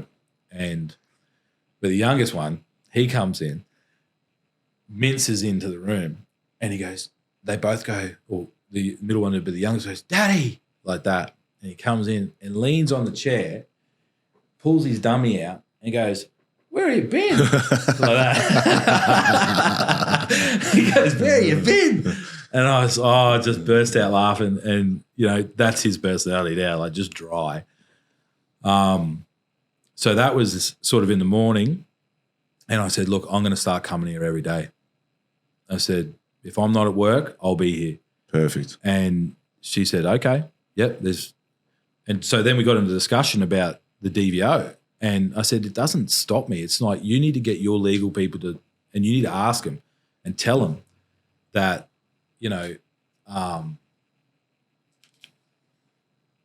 it doesn't prevent me coming here to see them. Yep. I don't want to take them. I'm not going to take them. Yep. I just want to spend some time with them. So initially she was like, yep, cool, no worries. This isn't a conversation I wish I had recorded because they did a complete 180. Was that because your ex found out and then got involved? Yeah. So then we had that discussion. Then I moved on to the primary school, went to the primary school. And I don't know if I sent you the picture. No. I'll have to send it to you because I think it'll be poignant to see it tells. We're happy to put it in if you're happy. Yeah. So we go to the school and similar story. The eldest had said, yep, he'll come. My dad will come. He promised he'd come. He'll be here. And I still remember waiting in the principal's office and they call him over. And I could see him through the window. He couldn't see us. And he's just kicking rocks, walking over. Thinks he's in trouble. He tells the story now. We were at the gym last night. He was actually telling me, he goes, I thought I was in trouble, Dad. Like he said, I'd always just go off and sit by myself and think about you. Oh, wow. And he said, here we go again. And he got to the door and he got to within eye shot of the door and he saw me. He goes, Dad, like that. And he runs in. I pick him up and I vividly remember it. He put his arms around my neck and he just collapsed. Yeah, just dead weight. Yeah, just thank God Dad's here. And when I look at him now, and when I look at them all now, back then, the stress in their face. Yeah, I know. It's a stress. Yeah, they look like little old men. Yeah, and you sit back and now that they can tell their story, it boils your blood. Like it absolutely boils your blood. And there are so many people throughout that process who should hang their head in shame. Yeah, at what they've done. Absolutely. And that applies to judges, I solicitors, agree. ICLs, police officers, ICLs, the farce that is these report writers. Yeah. And also these psychologists, so-called psychologists. Yeah. Because this story hasn't even got to where it is just mind-blowing. Yeah. How ridiculous it is. And so that was the genesis. So we're back, that was the feeling. It was like, we're back. Yeah. Like back in the fight. Operation is back in progress, and we never came up with an operation name for it. We should have. Operation Pinky Promise. Yeah, Operation Pinky Promise is back. And there was that moment of euphoria, but it was very short-lived. Yeah. Because I thought things were hard and then they just ramped up. Yeah. When you think you hit rock bottom, you don't realize. You look back, that wasn't rock bottom. Yeah, that's not terra firma yet, pal. Yeah. And that's what the universe does to you. It just hits you and hits you and hits you. And so this was a kindergarten attached to a church. And the ex and the new partner and their family were part of the church. They've found out that I'm going there. They've tried to they've tried to stop it happening, but they can't stop it happening. So every day I'd turn up and I would sit. I'd sit with the youngest and we'd laugh and giggle and, you know, and quality time, you know, see you next time, pal. Then I'd go to the next room and sit with the middle one. And he did not say a word. Yeah, right. He was Still confused, standoffish. no. Like, this is the hard thing about it, man. Like, I was like, you prick. Like, you know, in hindsight, I'm like, you little prick. Like, bastard. he would sit there with me. And I reckon it went 4 or 5 weeks where we'd sit and do Lego together. And I'd make Lego and he'd be making Lego. And we're a foot apart from each other and on a table. So I reckon the first 3 weeks, he was on that side of the table. Then he at this end of the table. And then I'm building something. And I said, what are we going to make today? And he didn't say anything. He's like, grab some wheels. I'm like, all right, making a car. All right, so we start making the car. And he comes over to me and he puts his little hand on my hand and he says, just stop. Like that. And I said, what? He goes, that's not how you build a truck. Like that to me. And he takes it off me and he starts showing me how to do it. And I said, oh. And I said, how are you? How are you? His name, finished with his name. I said, how are you? He goes, dude, like that. He said, I missed you. I said, I missed you too, mate. Nice. I said, but I'm here now. And I said, what does this mean? And I stuck my little finger out. And he took my finger and he goes, I know. I said you'd come back. And that was it. And it's good again. Yeah, we're sweet, you know. And that just rolled on from there. And then we just kept rolling on and I kept visiting them. Then it started. You can't come here now. You can't, you're disrupting, blah, blah, blah. And then I was doing the same thing at school. I was going to the school. Who was communicating that to you? When the staff. And obviously your ex had been communicating that to So the manager had said to me, yep, it's cool, it's fine, these kids need you, blah, blah, blah. And they're clearly what's going on isn't, what I'm being told isn't what's going on. That was always a common theme. What I'm being told isn't what I'm seeing, but they would never put it in writing. And then, yeah, it started. The pressure started. No, he's not allowed to go there. We don't want him there, blah, blah, blah. I was going to school doing reading. The school was a lot better. Like, so I'd go do reading and I'd read with all the kids. And I made it, it was difficult, but I always made sure that I didn't just use the school for my own profit, you know, with the relationship. So I'd always make sure I mixed it up. And that paid dividends now, like with my eldest and with all of them, that they learnt patience too through it, you know, like it was sort of a lesson in itself. So I did that, but then it just started, you know, tightening up the screws. No, you can't come in. You can only come at this time. You can only do this, blah, blah, blah, things like that. So I just adjusted with it while at the same time family court was happening. Yeah. Right. So now we're moving into late 2016 and family court sort of moves along a bit.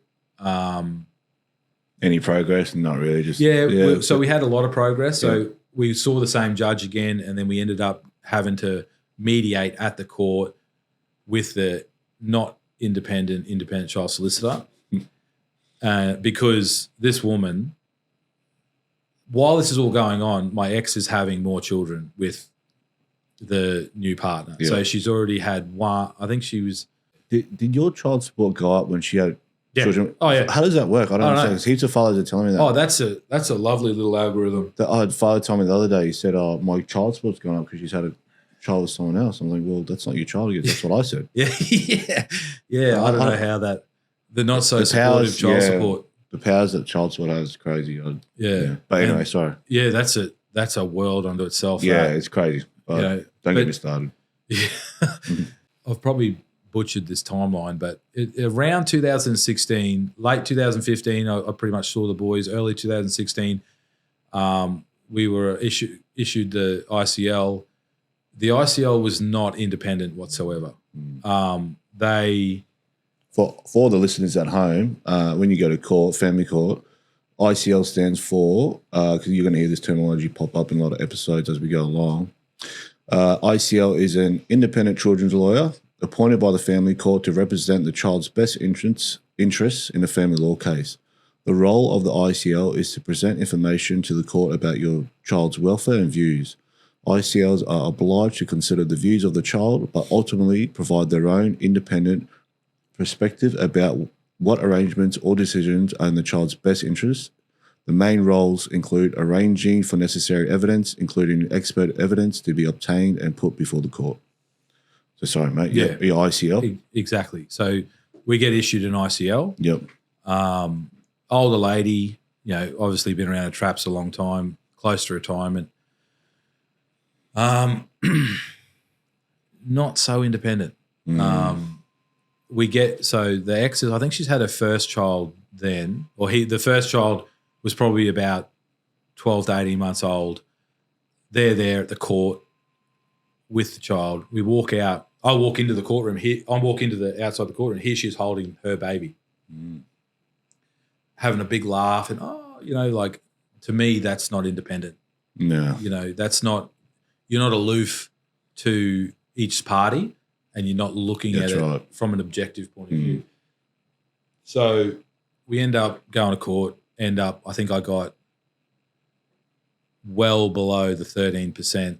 So anything I was getting aligned with the maximum amount of child support I had to pay every time. So no nights, but the care was always below 13%. Yep. I took it. I got some quality time with the boys. So, probably like early to mid 2016, I started getting the boys full time. Yep.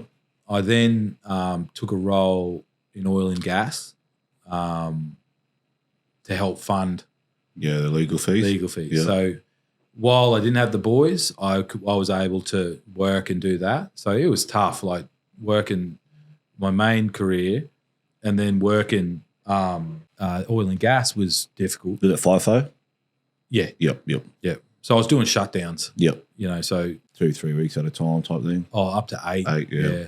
And, graveyard shift, doing nights. Yeah. Didn't see the sun for a long time, but he was paying for the legal fees. Yep. So I got them. Like I got time with them on my own. So then we started the, little things like, the wolf pack, like they'd call themselves the wolf. Well, we're the wolf pack, Dad. It was us, just the wolf pack. The boys.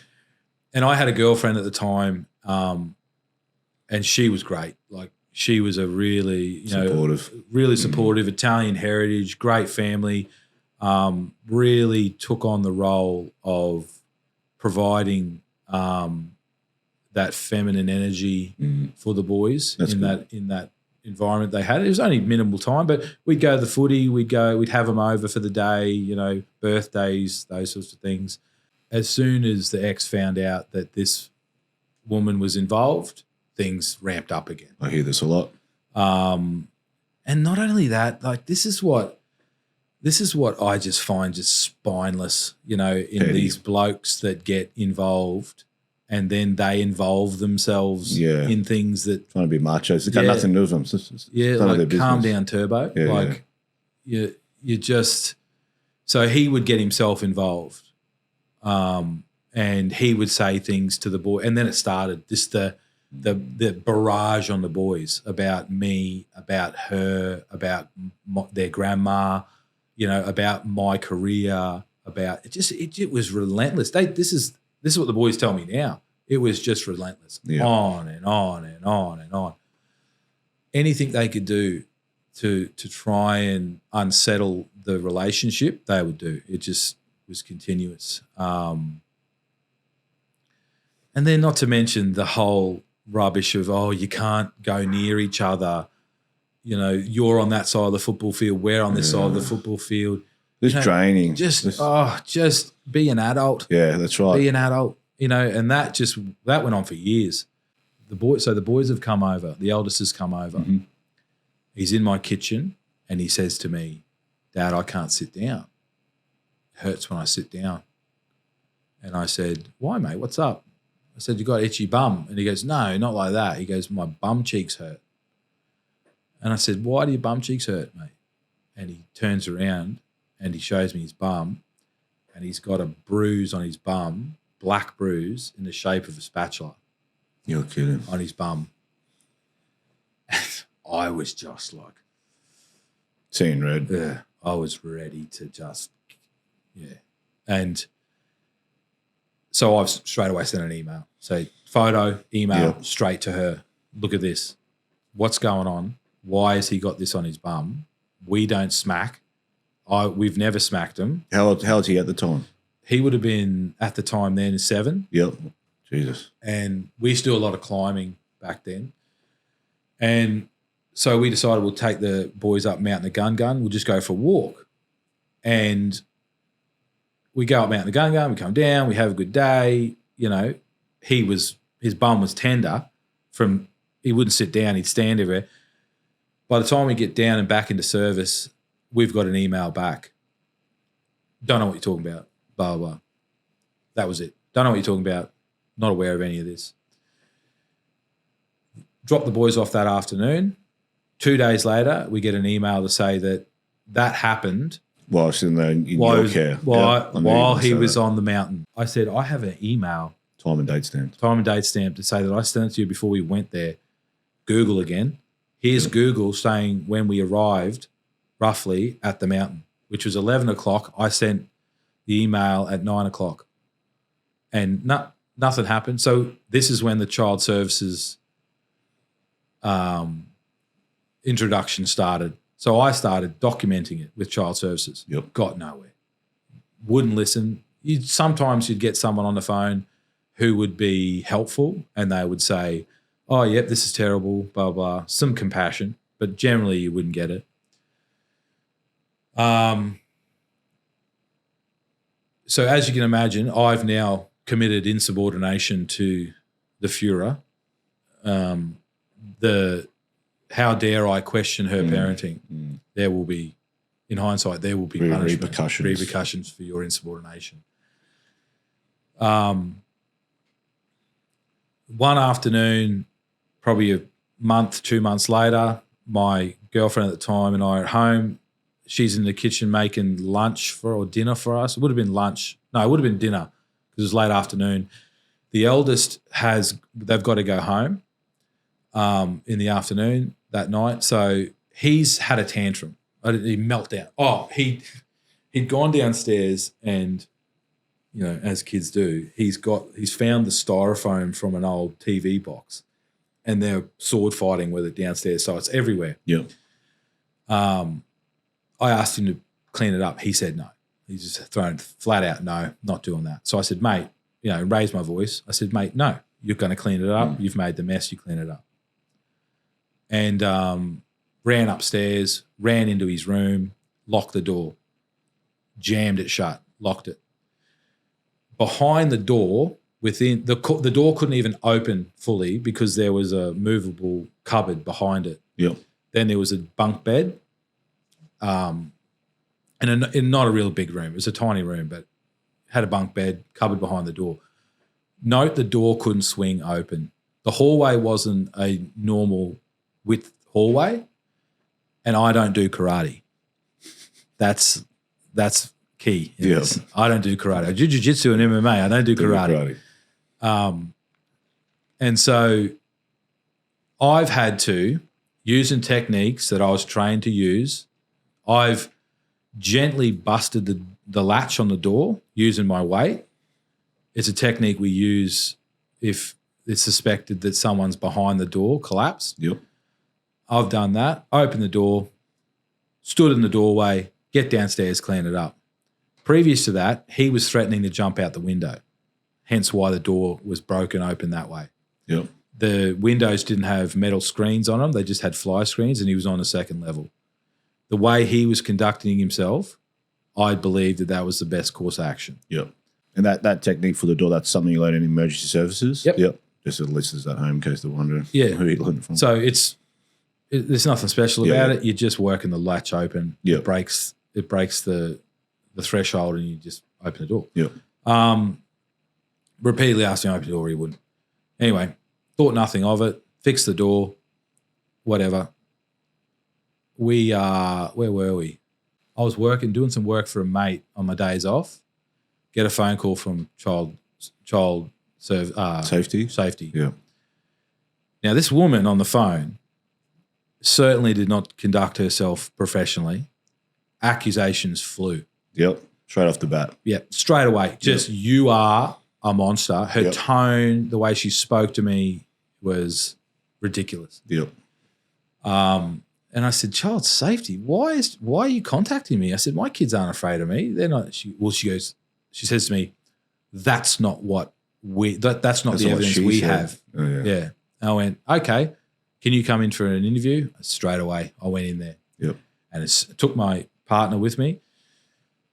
We are in shock. We are absolutely in shock. We can't believe this is happening. Go into the interview. As soon as I sit down in the interview room, the best way, and I'm not trying to be derogatory here, I'm trying to describe how the state this woman was in. So her emotional state. She looked like Cruella de Vil. You know when Cruella de Vil gets really angry and there's big purple bags under her eyes? That's how she looked. Wasn't someone from Bayside Child Safety, was it? That's who I had to go see. No, this is the same Northside. Northside, okay. Yep. Strathpine. Yep. Sit in there, and there was a person in there with her, a bloke with her, and he was pretty good. He was pretty calm. And so they started asking me questions. And, I can't remember the crux, but the crux of the thing was they placed in front of me a drawing that a child has done, and it's a room, and it's a door so the door, like this is a kid's drawing, stick people, and a door that had flown across the room.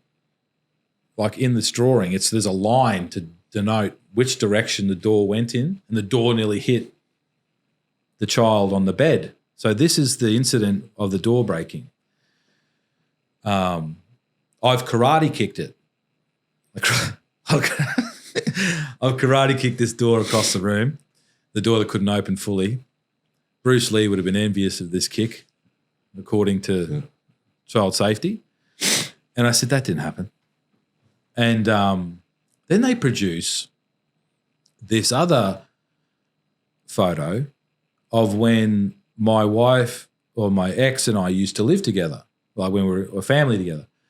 And it's my same son, the eldest son, and because rescue's my game, he loved playing rescue.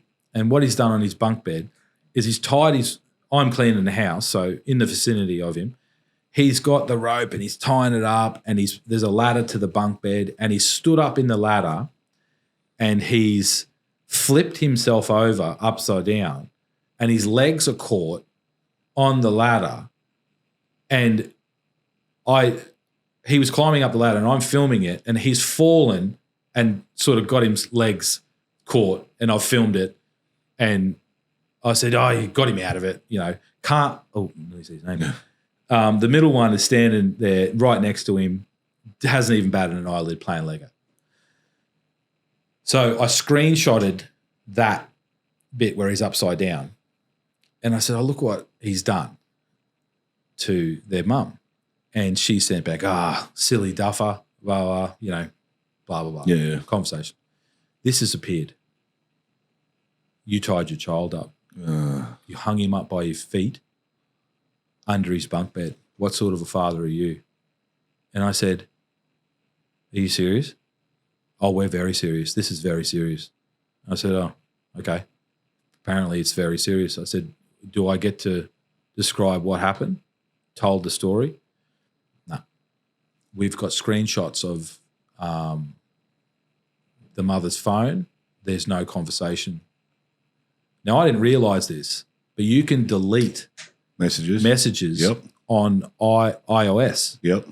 And that's what's happened. It's all been doctored up. Yep. There's no, oh, you silly duffer. There's none of that. They take out what suits them. And I'm sitting looking at this woman, and I just said to her, I said, you're really worked up and invested in this.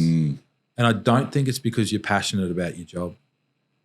And I just looked at the other bloke and I said, you are, you know, whether it's interrogation or whether it's an interview, you don't act like that.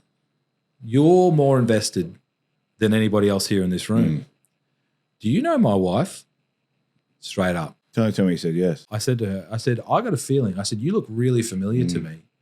And this is a conflict of interest, right? And I said, you look really familiar to me. I think I've been at a barbecue and you were at that barbecue. No way. And literally, if there's not a tell, she sits back in her chair like this and looks at old mate next to her. I said, you do. I have seen you before. I knew I'd seen you before, and I knew you. This is why you were so invested in this. She would have had to end the conversation. I said, you know my wife, because my wife works in a government agency and you know her. And we're terminating this. Exactly. Terminated. Yep. I get this letter of apology, but the case isn't closed. We're going to issue you a new case manager. And so They didn't mention a temporary assessment order or anything at this point in time? Like to restrict you? No. Yeah. So I didn't see the boys for 6 weeks. Yep. All that happened. Yeah. Then supervised. Well, they were investigating. Yeah, investigating. Yep. Yeah. That's what they did to me. I think they were more investigating Her. the perjury that was occurring. Yeah, that's right. So 6 weeks ago, I get contacted by this lady she was lovely. Like, she was great. She'd been brought in from, I think, interstate, the case for this. So she was completely out. Neutral, yeah. And had a quick interview with her, told her my side of the story, the truth. And we had to meet the boys. And she asked me this question. She said, what do you think the boys will do when we meet them? And I said, well, what context? Like, what do you mean? So if I came, when I get there, how will they act? And I said, well, naturally they'll be happy to see me. How will they act around you? And I just said, oh, look, they'll probably sit, once we've said hello and had a cuddle, they'll probably sit in front of me and we'll have a chat. And she's, really? I said, yeah. Like sit quietly and listen. And I said, yeah, pretty much. That's how they roll, you know? And she's like, oh, okay. We get to the park, sit down, have a cuddle, have a laugh. They sit down in front of me. We start talking, blah, blah, blah. And this is the best thing that could have happened.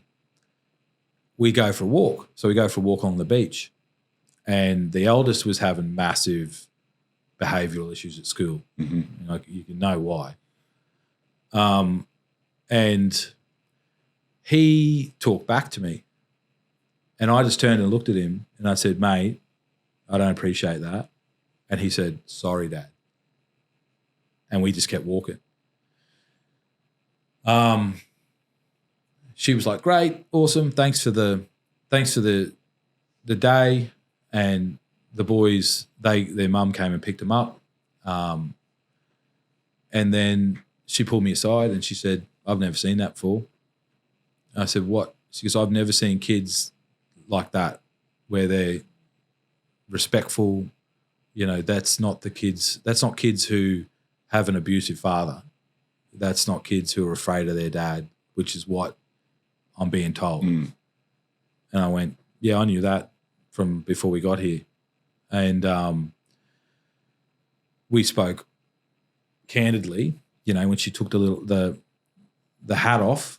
And yeah, she said, yeah, it's pretty clear. And that's what came out in the report. It was pretty clear that that's not what had gone on. But it still always reared its head, you know, oh, this was happening and you're this and you're that. And instances like that where they knew people and they know each other, you know, yourself in your career, like people know people. Yep. And that has happened multiple times. Even in child support, friends with people who are in child support, why are things happening the way they're happening? It's interesting, you know. different solicitors, people who are justice of the peace, signing off on things that aren't true. All that stuff's going on. Don't be fooled that you think that this system works. No, That's it's broken. It's a broken system. absolutely flawed on many, many fronts. But yeah, pretty much from there, we went back to court. So they squashed it. The child squashed safety it. thing's over. Yeah. Back to court. Went back to court. And then it was just hurdle after hurdle from Yeah. there. You know, I remember leaving. I remember my girlfriend at the time. I remember leaving. And she was stoic. Like, you know, she was another one that was just, without her there and her support, yeah, and her family support, I don't know where you'd be, you know. Yeah. And I remember we just being beside ourselves, and I filled her petrol car up with diesel, you know, Yeah. not even thinking. Yeah. And you can't even get the nozzle in, you know, and I held the nozzle on the outside of the hole. Jamming and just, it in there. Oh, we were just like stunned, you know, and filled her car up. And that was another thing that happened that I found, well, I caught them out, child safety, is they had to come and do an inspection in the home where the kids were staying. They sent me some literature that said that they won't be allowed, they're not going to enter the home unless I'm home. And my girlfriend and I saw them pull up at the house, and I said, just stop here. We'll see what they do. They went into the house, and I wasn't even home. No way. And we turned up there, and I said, hang on a minute, you're not meant to be in my house. And they were like, oh, come out, you know. It was just wrong. Yeah. Absolutely wrong. Like, I just couldn't believe it. And now when I look back on it all, I just think the corruption. Yeah, I agree. And I'll touch on this when I do my episode, but yeah, I couldn't agree more. Just the corruption that's involved with them. And then, so what would that would have been, that was 2016. Then into 2017, the boys started telling me about they're getting hit, they're getting locked in their rooms. So the doors were adjoining offset doors, and the doors would be tied together. You're kidding. They'd be locked in their room and tied in the room. This is everything the boys are telling me. Just the fighting. So the mother and the stepfather would be fighting. And you can imagine how that is. Like, you're sitting back listening to this. So we're still in court. We end up going to court, and I end up getting nights. So I start getting some sleep overnights, weekends, things That's like good. that. So things progress there. And then these bigger instances started happening. So the boys go away. So they kept taking the boys over the border, and I was of the impression that they're not allowed to go over the border unless you're told. So things aren't being done on Or communicated. or communicated. But if I look sideways, I'm getting done. Repercussions. You know, and then I'm getting breaches of the order, all this sort of stuff. So by this time, all the DVO stuff had lapsed and was gone. And then more instances, one after the other, kept happening of the boys being hit, abused, threatened, told this, told that. Cracks were starting to show in the facade that was being put forward. Cracks were starting to show. Then I had the school system, where the school was telling me that we can only refer to my youngest as disabled because he's got dyslexia. And I said, he's not disabled. Like, why would I refer to him like that? And then the attacks started coming in the new school. So they'd gone and told the school all these things, and I was treated like a monster and blah, blah, blah. You know, the same old story that I think a lot of blokes can relate to. And I think, and that's a tactical move that my ex did whenever we should change the supervision centre. These are new people. This is fresh meat. Oh, yeah. Fresh people I can brainwash. Clean slate. Because the previous people, they saw her true colours. And they learned from the last one. Yeah. And then they learned, and they changed their tactics. Changed their tactics. New supervision centre. Yep. New people, fresh allegations, and then boom, manipulate. That's it. Yeah. Between 2018 to 19 is where my biggest weapon appeared. Yep. And she is now my wife, and I love her dearly. and she has been a godsend. So before you met your wife now, you did have the previous girlfriend? Yeah, 2000 and pretty much the end of 2016 we separated. And that the catalyst for that was exactly, the family court, and it would have taken a toll on her too. Yeah, it did. Of course, it really did. We didn't really end it on bad terms. Typically, we just went our separate ways. She wanted more kids, I didn't want more kids, and we weren't gonna. I didn't want to burden her with not living her life the way she wanted, so we went our separate ways, and and eternally grateful to her support and what she did. But then one day I was at a big job and I got these messages on my phone. I was like, who is that? Like, who is this? And just the way the stars had aligned, and I wasn't aware that she was even interested in me, you know, and I was pretty low on myself, and I think a lot of blokes can relate to this. You don't really feel like a relationship. You don't feel like you're worthy. You're constantly being... You're just thinking about your kids all the time as well. You know, all your time and energy. You sacrifice yourself and your own needs for what you need. And poor her, I kept her at arm's length, I was like, nope, you're not coming in here, into the wolf pack, into the den.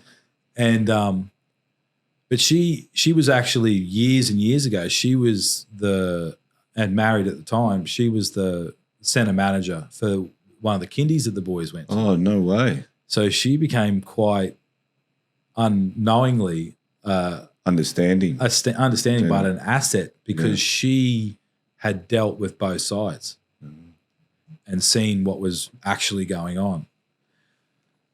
And so, so we got together, and she's got 3 kids of her own, and we became the Brady Bunch. Our powers combined, and then it kicked off. Because you've got a new partner? Yes. And then, and not only that, it's like, it's like Tulsi Gabbard aligning with Trump. It was just boom, like it just, And it was great because I felt like I could relax a little bit. Like I felt a little, and that's probably the biggest thing. I felt safe. Yeah. That's the hardest thing I think for blokes to admit, is you don't feel safe. Yeah. And you're always constantly trying to fight and keep the wolves at bay. And she made me feel safe. And she also a lot smarter than me, so she the clerical side of things, but also that ability to bounce things off, knowledge and ideas, and be able to say no. When you're like Hulk smash, she's like, no, we're gonna do it this way, and you're like, oh, okay, yeah, cool. Yeah, I know that when something happens, your emotions are high. You want to make a decision, like no, just settle. Talking you off let the emotions ledge. settle. And then make a decision. So we'd sign final orders for the overnights and things like that. Yep. And it just wasn't working out. We couldn't get any more time. We couldn't, the boys were getting older. Our personal circumstances had changed. And then this moment happened, which was, I like to tell this story because I mentioned it earlier before. We were sitting in family court, you're sitting there, and this big shot, Shooter McGavin. Out. Shooter McGavin walks out, and you're like, oh, I wish I had Shooter McGavin. Yeah. So we go to mediation again. And we go to mediation, and the lady that conducted the private mediation, she says, I've never encountered anybody like the ex. Because we paid for it, so we got the privilege of the personal conversation. I've never encountered. She's super difficult. We're not going to get anywhere. It's clear she doesn't want to. She just says no to everything. Says no to everything. Yep. It's clear we're not going to get anywhere. Here is the card of my friend, who is very well, and it's Shooter McGavin. Right. We get to go and see him. We're sitting in there, and we're sitting in this big office, big long table, and it's like those, those eagle claw legs on the table. Oh, yeah. Flash one. Yeah, it's Flash. Yeah. Books. Wood engravings. Yeah. And Shooter McGavin comes out, and he sits down. He says, I've looked over your file. And he's like, oh, you got a live one. Yeah. And the red flag. Yeah. You picked the red flag. Yeah. The factory. I've got the red flag factory. And I was amazed at this. He dictated, sitting in front of us, the entire initiating application. And every word he said was like silk and was exactly what I wanted and needed. You just knew.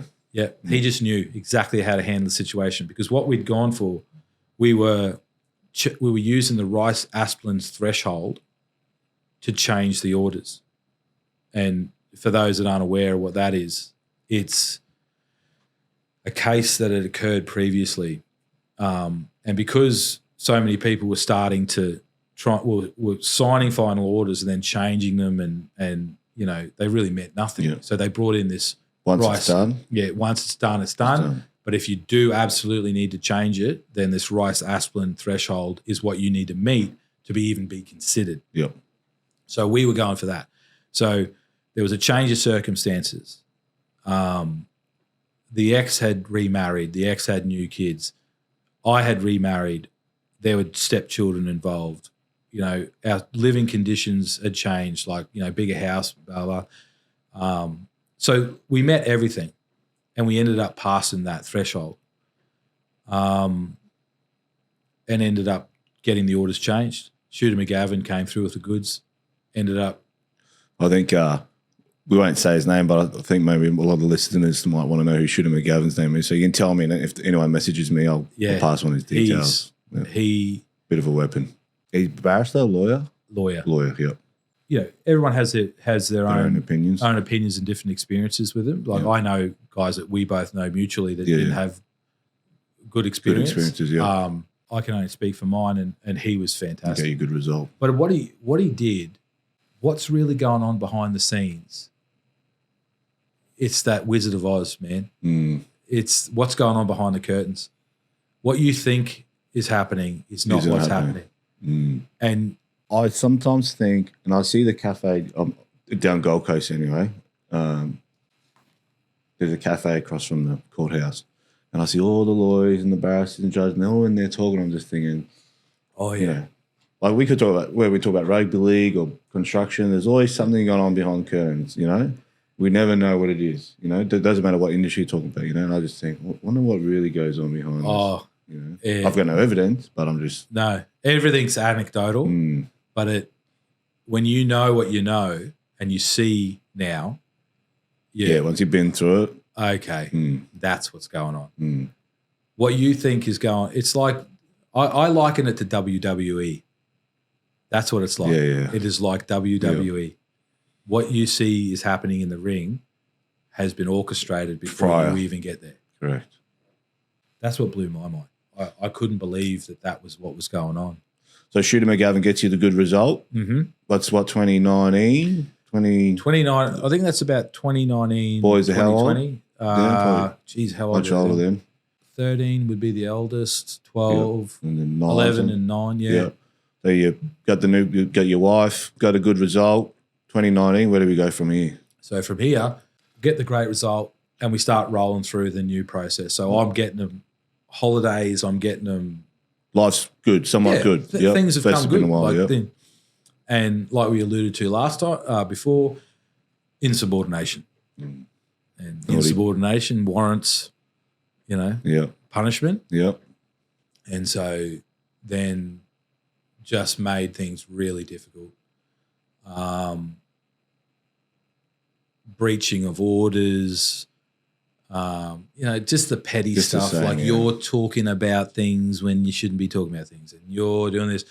So, do you guys still have? How do you guys communicate through lawyers? You and your ex, with the kids, or anything, or is it through or just or a handover, changeover? Well, I reckon I'll save that till the end because there is a twist in this story, a massive twist. We get to the point where my now wife and I are going to get married. Yep. And this is pretty much where it starts, just how difficult and the contradictions in actions all the time. So they got married. We didn't even know about it. We weren't even asked about the boys going or attending. The religious side of things, we're never even told. Yep. It just happened. Accept it, put up with it. What can you do about it? Yep. When we tried to how dare you do that? How dare you? Yeah, how dare you get married? We had to get orders specifically made that the boys are allowed to attend. So, as you can imagine, in your career, in my career, you develop very deep-seated friendships, bonds, and these guys are like my family. They've watched me go through this, and I generally kept it to myself a lot of the time, but they knew. So they're happy to see me happy. I've found this lady that's got my back, has been through the trials and tribulations, and we're getting married. And super day, but they can go for a couple of hours, but they've got to be driven home. And so the boys, my partner's kids were able to stay because naturally she was divorced. Yeah. And, he was very difficult, but he's amicable. Yep. My mates seeing my boys crying their eyes out, having to go back, really changed them all as to making them realise what's actually going on. And what you've been through for how many years now, And it ruined the day. Like, I'll be honest, that's what I remember. Of course, I remember being married. But, the negative attachment to that is watching. We all sat there. My wife and I sat there crying, like seeing them being driven off by my mum, from Mullaney back down to them. And then they said when they got back there, they said, "Oh, it was probably a shit wedding anyway." You know what I mean? Like just petty. And then petty stuff. And then the new husband starts rubbishing my wife, and it's just silly, childish shit. Massive blow up when they get back. He gets physical again. Boys come and see me. And then a few weeks later, the boys start turning up with bruises on them, things like that. X starts ramping things up. So the boys are. What did he do for work? If you don't mind me asking. This is one of the blood boilers. He's an ex-crim. He can't get employment because of his criminal history. So he's settling some. No, he just does bits and bobs jobs. And one of my favourites is he used to install security cameras and tell the boys that he had to go into the police station every day or every week. Oh, is it just and change the code for them on their lock doors? That was his excuse to sign parole. Yeah, or his probation, whatever it is. Yeah, but I was the monster. And is he? This guy's claiming he's religious. He did for a bit. Yeah. That died pretty quick. Yeah.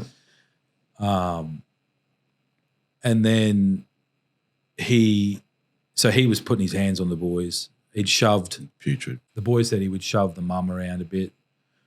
Then he'd cry on the ground, and then he'd carry on, and then he'd have to go and apologise because she would threaten to leave him, and then apologise to the boys, and it's just ongoing saga of rubbish. Then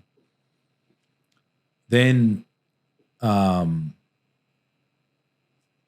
think we'd probably be 2000. It was COVID, during the COVID stuff. So it was 2020? 2020 it started? Yeah, 2020. So the COVID stuff started, and everything was pretty quiet through COVID.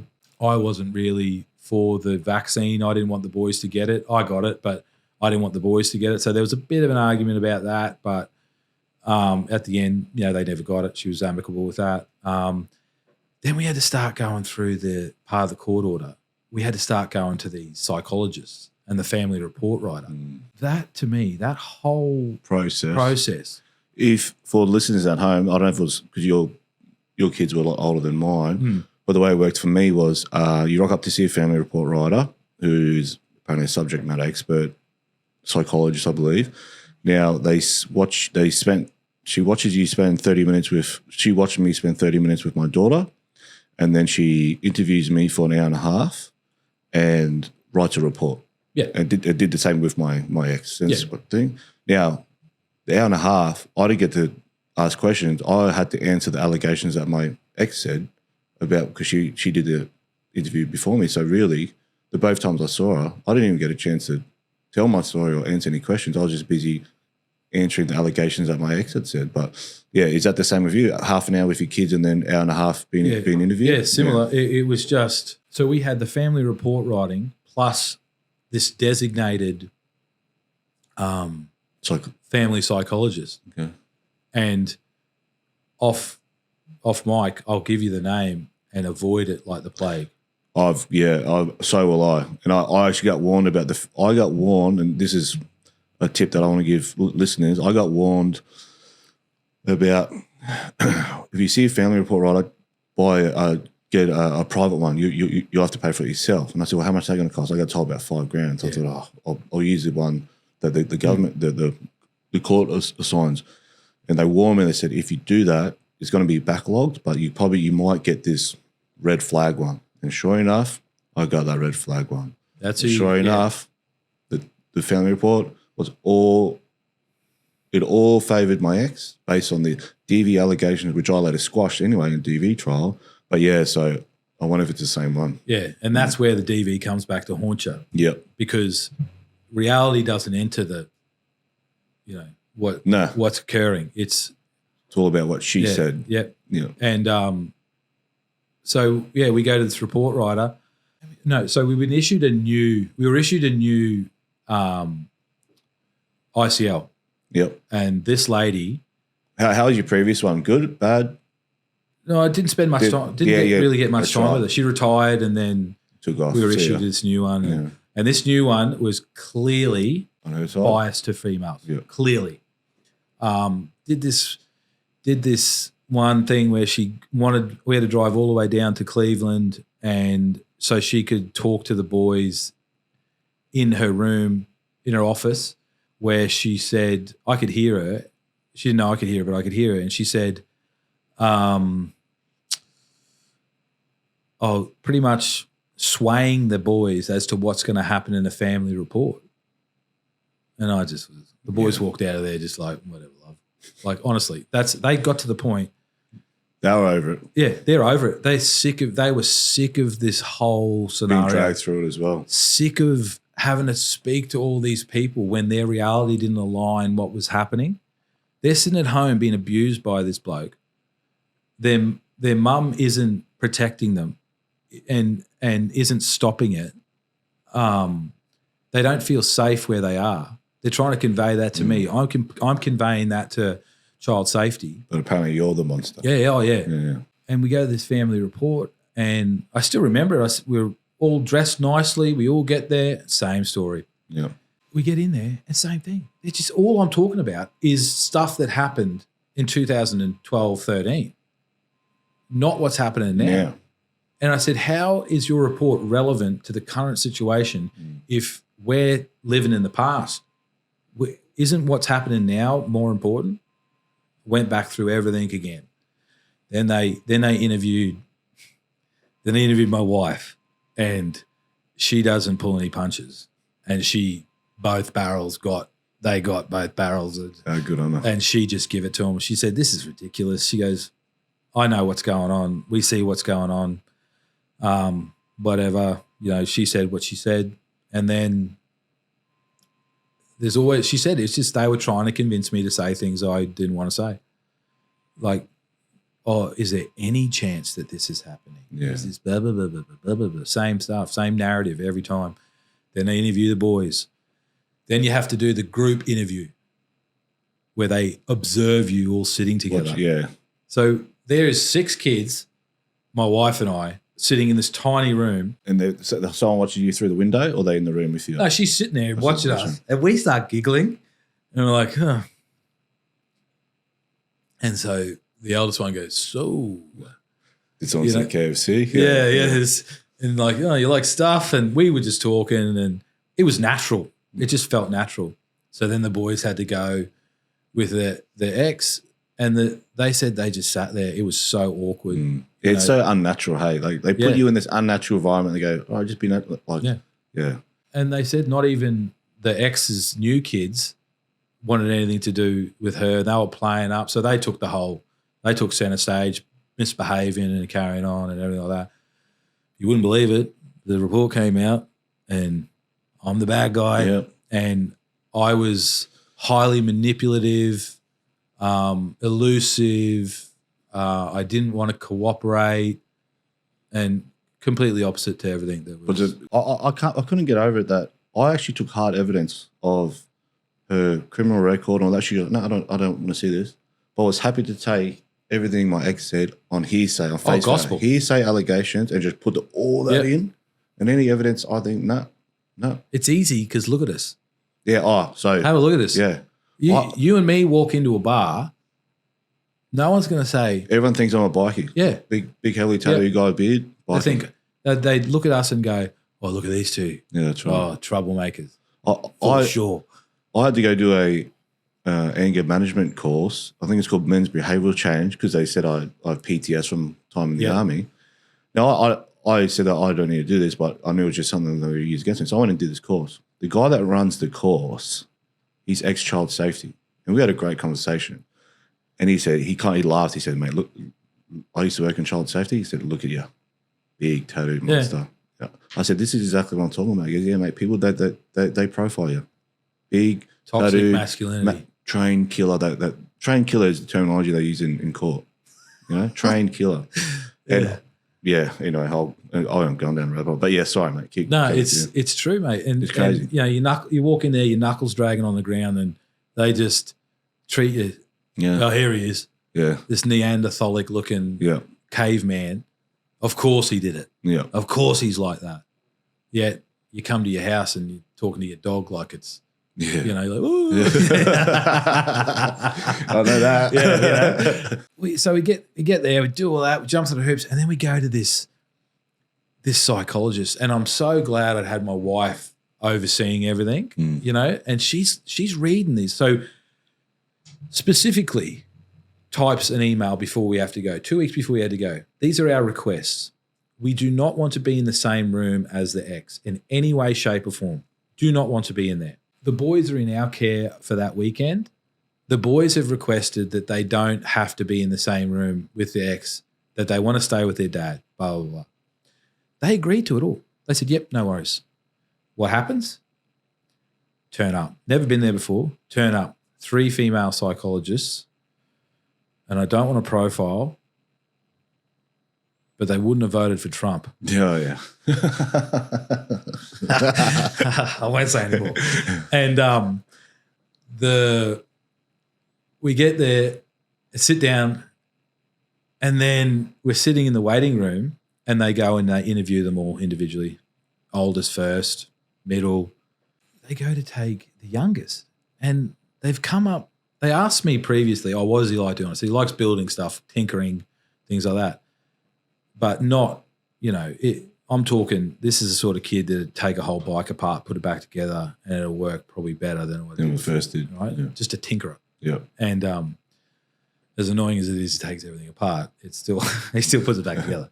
And he goes in there and they're making him build this little kitchenette, kids' toy kitchenette, and they don't have a screwdriver. So they give him a steak knife. Nah. They give him a steak knife, and he's using the sharp end of a steak knife with the mum and the psychologist to screw in the screws.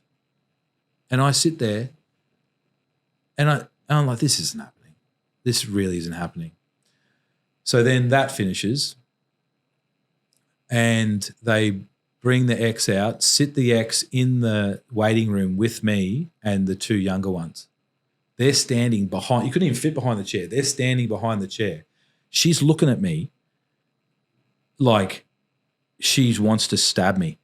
She's like, the look on her face was just like sitting there looking at me. And I tried to make idle conversation with her, got nothing really back. And I said to her, the boys are playing footy tomorrow. Would you like to come down and see them and watch? And she's like, oh, yeah, that'd be nice. Yeah, I might do that. I go in. Now the room is I'd been in the room for the initial consultation. Then I went back. Then I had to go in the second time. When I was in the room, the chairs were about from you to me away.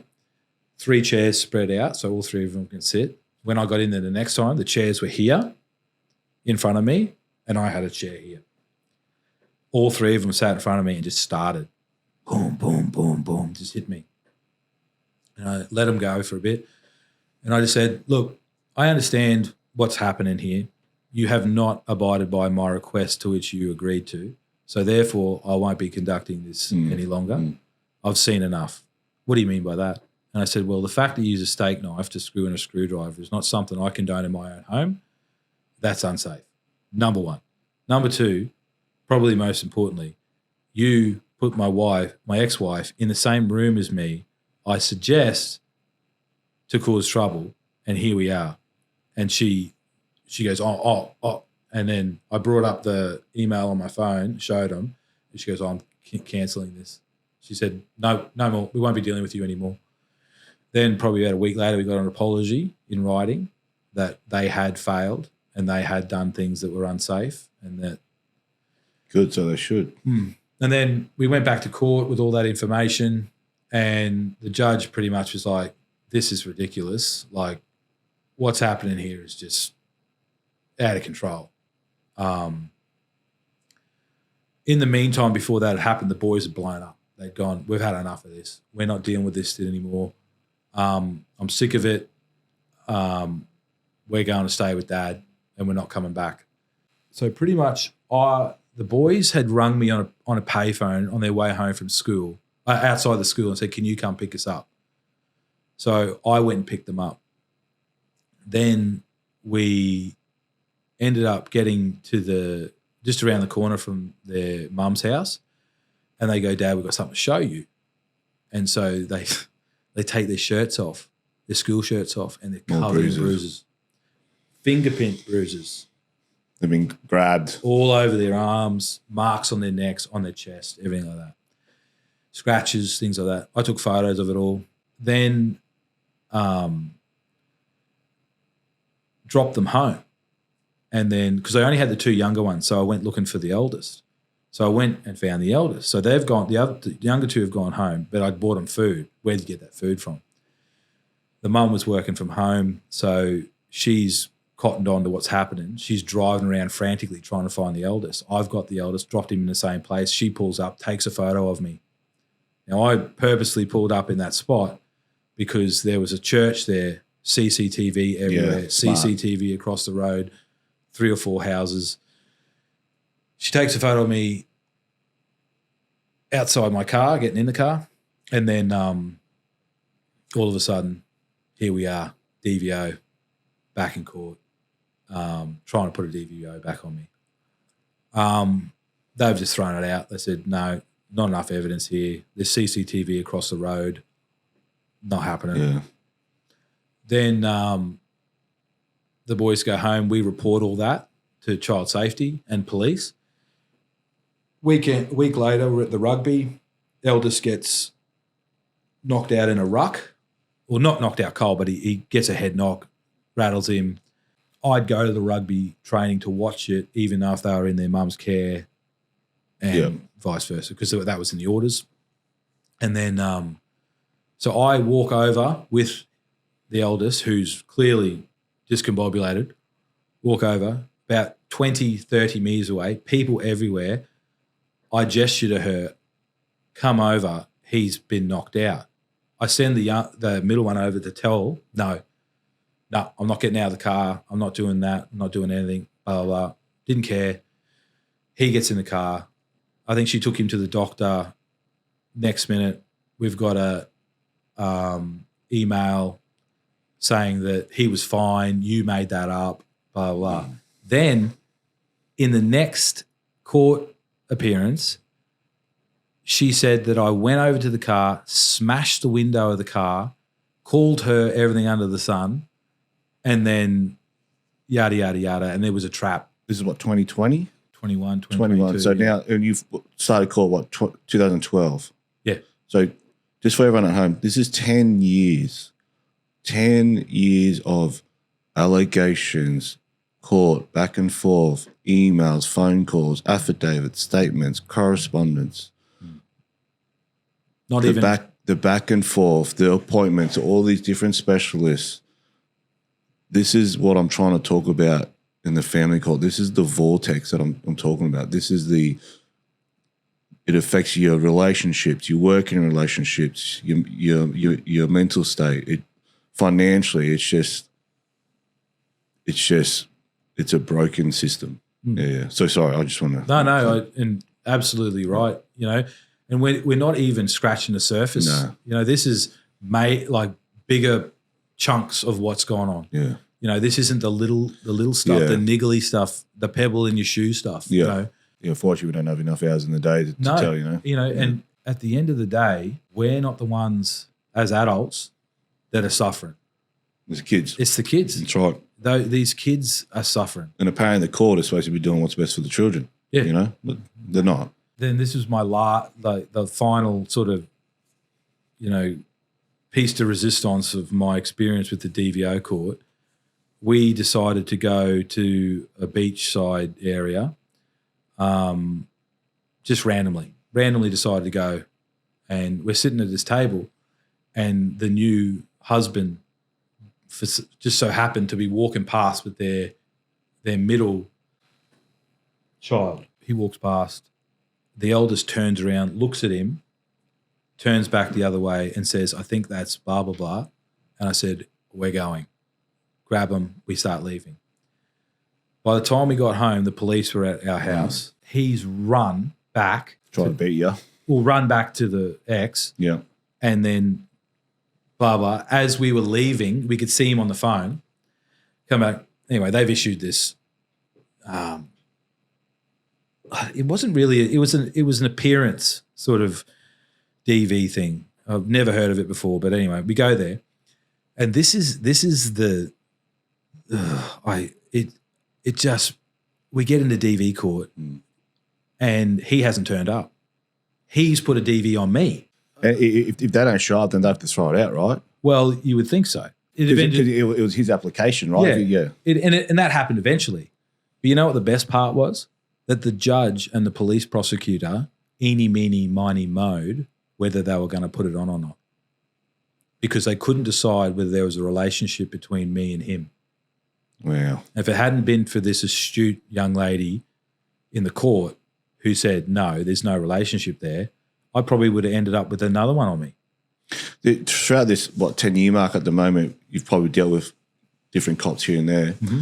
With my experience, I felt like I've had cops where I felt the connection where they just go, mate, like, oh, yeah, I agree, we shouldn't be doing this. Yeah, but absolutely. They can't really say it, but they're like, mate, we're just here to, don't shoot the messenger. But, and I could feel some of them the night that they got called to my house, or I called them, they just didn't want to be there because I think some of them are like, we don't want to be dealing with this DV. Like, it's just, they're sick of it. And they can see that this is just bullshit. Like this scenario, like this couple here is bullshit. Yes, there's some real DV stuff out there, but I can tell that some will rock up and just go, this is just a waste of time. But then I can see some, I don't know if they're fresh out of school or they're just like, nah. You're just like, they're fresh out of the academy. Recruits, they're they want to, and most of them are that young, they don't have any life experience themselves. Yeah, so true. what are they going to rely on? They've got to rely on their training. Yeah. And the letter of the law. I had it a lot. Yeah.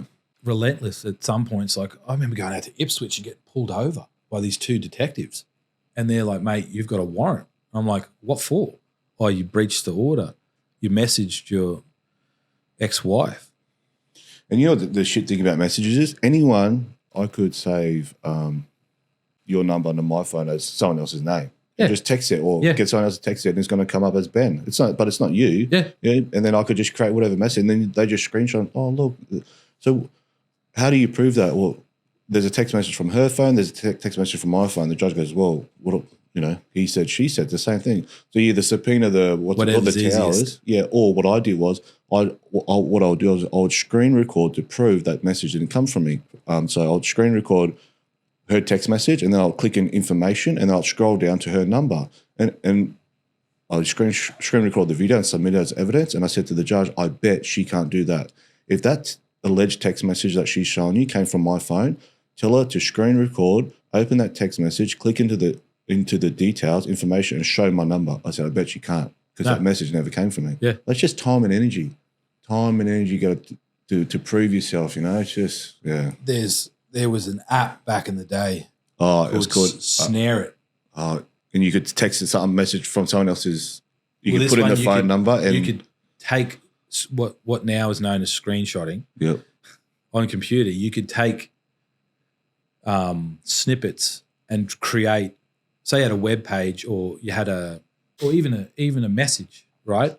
MSN. And you could put the number that you wanted to come from to the number that you wanted to go to. Yeah. You know, and guess who introduced me to that? It was my ex. Yeah. And then I was like, how do you know about this? Next minute. Fast forward a few years. The cheese was on the trap. But yeah, so yeah, we where was I up to? We were 21. You just so that happened. That got thrown out, you know, and just that in itself, putting a DV on another bloke, like, calm down. Yeah. Like, what are you? Yeah.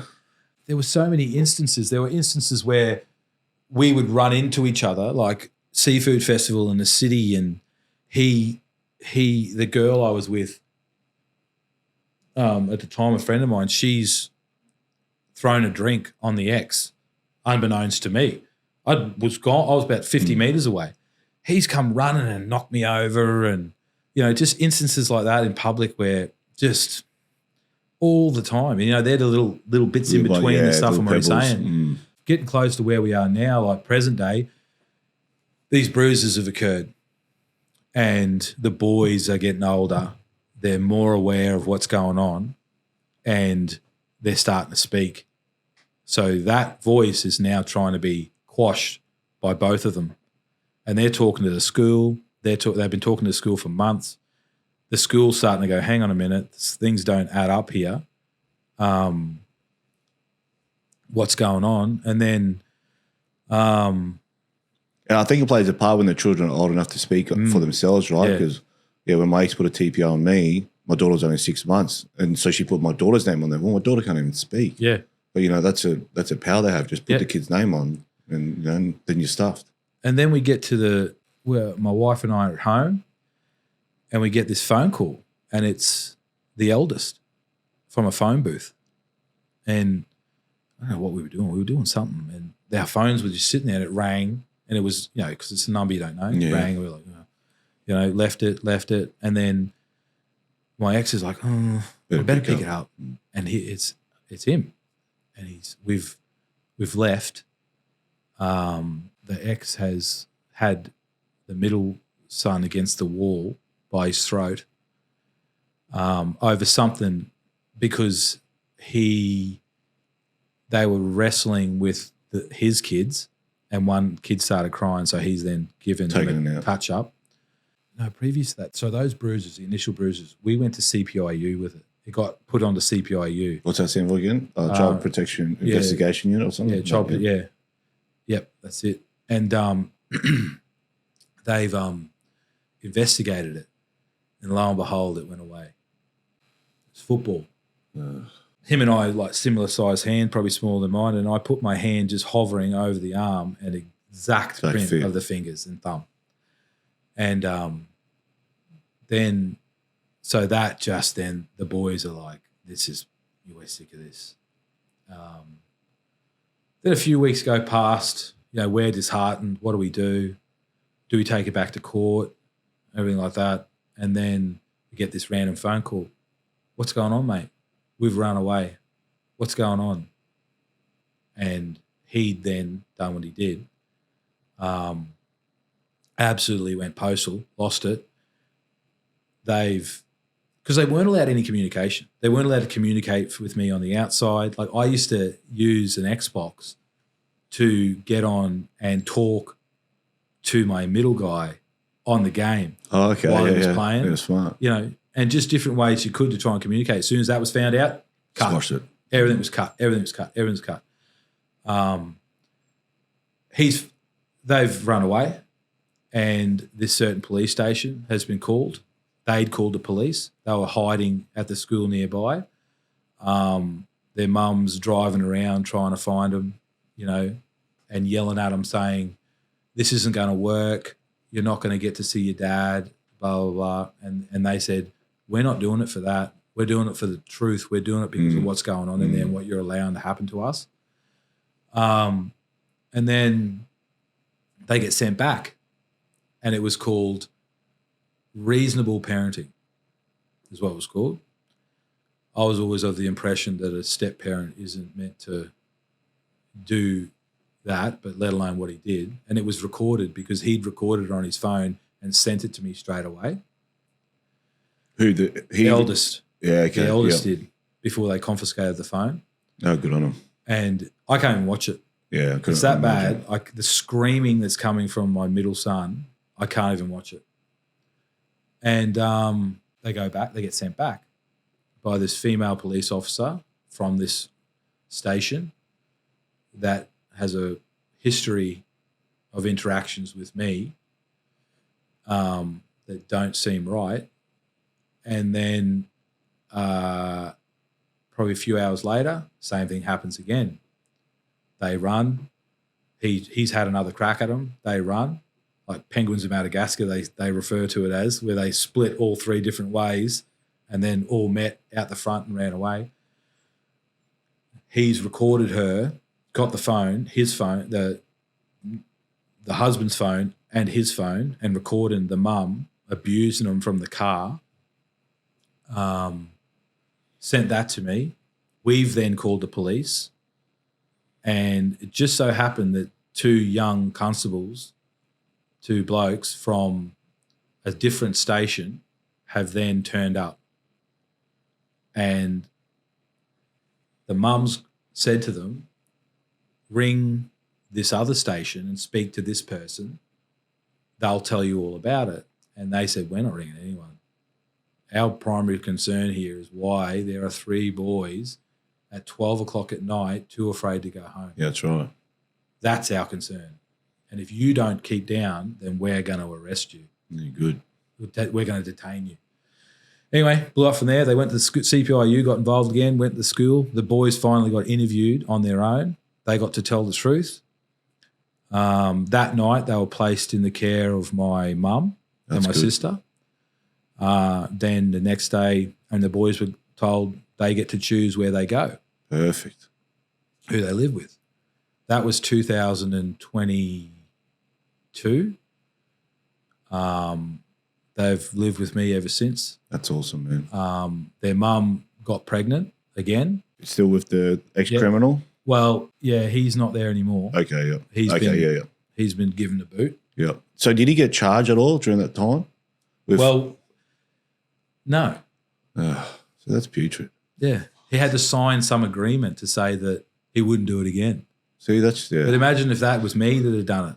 Oh, yeah. I'd be at Woodford Correctional Centre. Yeah, that's right. Yeah, so they got out of that. So when the kids choose to come to you, how does it work? Do they just send, because, you know, is it a court order or is it like a piece of paper you sign? So we've still got our original court order in place, but they don't want anything to do with her. Okay. And I've tried to foster the relationship. I message her quite often, but it's quite clear that. So the boys feel replaced. She's had 3 more boys, and they do. They feel replaced. They feel like they're not important to her. They don't feel like that she would ever protect them. Yeah, so they just. It's just the time and energy like she invested in, and I'll say this about my ex, the time and energy she went to just to say no to everything. You know, like that must be taking a toll on you. Just the time and energy you're investing just to be petty and spiteful, say no, no, no, no, no. Like you could be investing that time elsewhere. It's just the way things are now, where we're amicable and we speak to each other on text. I even said to her, I said, do you want to meet and, you know, have a coffee and we can discuss how we can move forward through this?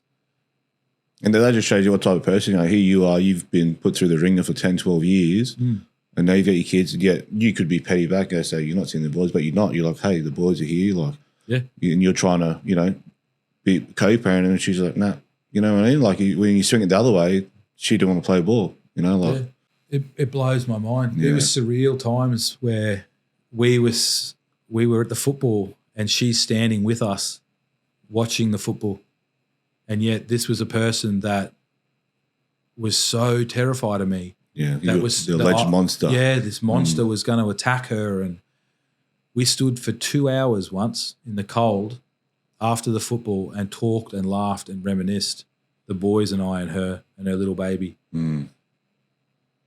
And we'd gone through that whole thing. It's crazy, eh? But that takes me to my point that this journey has been more benefit to me than I think anything else, and my relationship with my boys. Yeah. You know, as awful as it's been, and as many times as there were through it, there's always a light at the end of the tunnel. Try and find the positive in the negative. Yeah, and as dark as it seems, they're adults longer than they are children. Mm-hmm. And I always remember my girlfriend, who went through a lot of it with me, her parents, I always remember her parents, and they were separated and similar, not a great separation, but they're friends now, and not, they don't hang out, but they're amicable with each other for the kids, because there's going to be weddings. There's going to be funerals. Yeah, there's going to be birthdays. There's going to be things when they're a lot older and they can think for themselves. They have their own ideology. I remember I heard a podcast and he said, one day your kids are going to figure you out. Mm. And I'm experiencing that. Their mum's experiencing that. They're figuring us out, our faults. I remember the first time I figured out my mum wasn't perfect, and that comes. Mm. And that's where you can take solace as a bloke going through this. It's a long, long road. It's a long, hard road. And one day it's all going to come out in the mix. That there's no choice. You don't get to choose that. Yep. You don't get to write an affidavit to make that go away. Right. You can't call the police to make that go away and tell lies. Yep. It will come. It will definitely come. And sometimes it comes a bit sooner. Other times it takes a bit of time. But it will eventually come. It comes. And the best thing you can do is be the mountain. And you don't have to be the mountain when you're present. You don't have to be there. You know what I mean? That's the biggest thing for me I learned over 3 years. Yeah. You just have to be that silhouette in the background in their mind. Yeah. It's not a physical thing. It's they remember you. It doesn't matter how old they are. They remember your smell. They remember your vibe, your energy. They remember all of that. Yep. And one day that'll come back. And that's the thing I love about the love you have for your kids and the connection you have for your kids. Yeah. Is I think a fool thinks that being present and being there every day is what's most valuable. And I could probably better explain it as how many people do you hear about whinge about their kids? You know what I mean? Mm. They sit there and they're like, oh, I've got to take the kids here. Oh, Yeah. I've got to do that.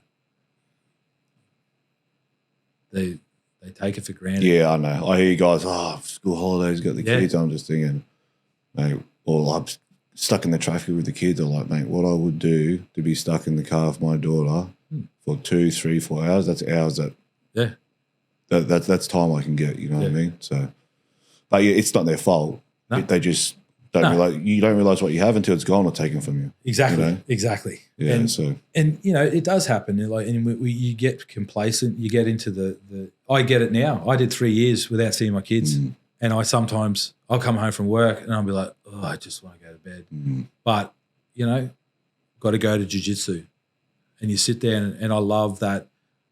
I love the fact that I do have those thoughts, but I always bring myself back. Yeah, to remember the dark times. Yeah, yeah, mate. So the boys are with you now full time. Yeah, Yep. Yeah. Life's good. Yeah, Got the wife. Do your kids speak to the mum at all, or does the mum try to speak to the kids? No, they just don't. They don't want to. Yeah. Like I've tried several times. And, you know, they're at the age now where they want to ask questions. Yeah. And they're not going to get the answers they want, I don't think. So I think it's that situation where it's probably best that they, I don't know, I think it's a two-way street. Hey, like, you know, you've got to,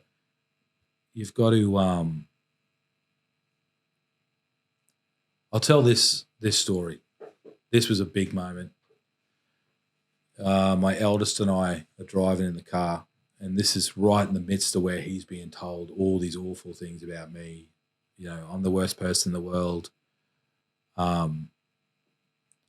We're driving along, and his little shoulders are hunched up like this, and he's sitting in the car. And when he gets stressed, he gets like these little rings under his eyes, like little red rings, and he's sitting there, and he's quiet. He's not normally quiet. He talk a leg off an iron pot. And I look at him, and I said, "What's up, mate?" He goes, "Oh, I don't want to tell you." I said, "Mate, you know you can tell me anything." He goes, "Yeah, I know." And we drive for a little bit longer, and he looks at me and he goes, "Dad, I don't want to be like you."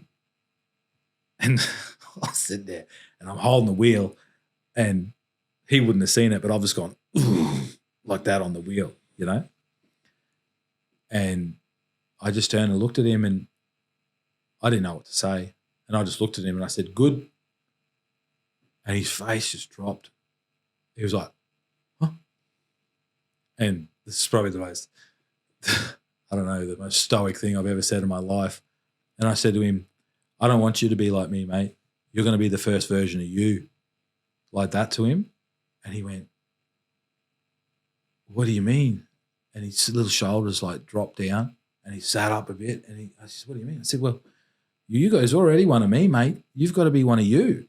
You've got to be you." And he goes, "Oh, yeah. Yeah, I do." Like that. And you could just see, and he remembers that moment where this massive amount of pressure was lifted off him, you know? Yeah. And those are the moments, man. And you can't manufacture those. They'll just come. You just got to take advantage of them when they happen. Yeah. I think I sit and spend time every day trying to quantify that whole situation. Yeah, I can imagine. Mate, we're about to hit the 3-hour mark. So before I hand over to you, mate, I'll hit you with some questions. Do you have any regrets in life in general, the court system? Not in life in general. Certainly not. I think what I alluded to at the start was being more prepared. Yeah, which will probably lead into my next question. Knowing what you know now, would you have changed anything during the court process? Don't assume anyone's coming to help you. And don't assume that anyone's on your side, that you're hiring to do a job. Yeah. Don't be the passenger, be the driver. Yeah. Yeah. Yeah. That's the biggest one. You're paying them money. You take their advice. But give the orders. Yeah. Any advice for future filers out there that might end up in the system, or that might end up in the system? So we're trying to avoid family court, which I think we spoke about before. Like, I don't wish anyone to be in family court. Try and come to a resolution, but sometimes you might date someone that just says no to everything, and you just have no option, you know? It's more relationship advice. Yeah, I know it is, yeah. Do you want my help or you want me to listen? In it with your missus? Do you want my help? Do you want me to help fix it, or do you want me to listen? And 90% of the time, they just want you to listen. That's the big thing. Yeah. That probably kiboshes most arguments, I think, is just listen to me. You know, we're fixers naturally. That's probably like, but in terms of once you're going down that road, like it's hard. once that wagon's over the hill, that's it. It's hard to. It's still like a relationship when you have kids. Like if you got no kids, it's simple. You just you know, don't weaponize them. Yeah, that's right. You know, it's a slow bleed. You know, and what you think is helping at the start or weaponizing them, you're going to pay. You don't pay for that now. Yeah, you pay for that when they're adults. Yeah, that's right. And they don't want you to spend time with their kids. Yeah, mate. How do we change the system? Do you think the system can be changed? This will change the system. Yeah, I'm not hoping. When you muzzle 50% of the equation and use bureaucracy, red tape to keep them muzzled. No one's going to speak. Mm. It's oppression. It really is. It's oppression, you know. And this platform, and we see it globally, the death of mainstream media. This is the new platform. Yeah, that's right. Do you know what I mean? Yeah. And this platform will give strength to blokes going through it, because you imagine having this at the start. Yeah, exactly. You know, it's the old 4-minute mile, and no one ever thought they could break the 4-minute mark, and then someone did. And now there's something like 14,000 people who've done it. Yeah, yeah. You know, if you speak to people who've already done it, and you say, "Hey, pal, give me some advice." You know, you stand there ready to jump out of a plane. You and I sort of jumped out without a parachute and hope for the best. Yeah, that's right. Yeah. You know? But having just the pure comfort of this sort of platform for someone to go, you know what? Openly tell a story without. I can do this. Yeah, yeah. Yeah, that's right. Learn from the mistakes of others who've forged before you. Yeah, that's right. That's it. Mate, a bit of a funny one. You're on death row. The guard asks you, what do you want for your final meal or drink? I want ice cold milk. Really? Like a coffee milk or just ice cold? Just ice cold milk. Yeah, right. And my mum's devil sausages. Yeah, nice. Yeah. What about dessert? It'd have to be her bread and butter pudding. Oh, yeah. Yeah, I'm a big bread and butter pudding fan too.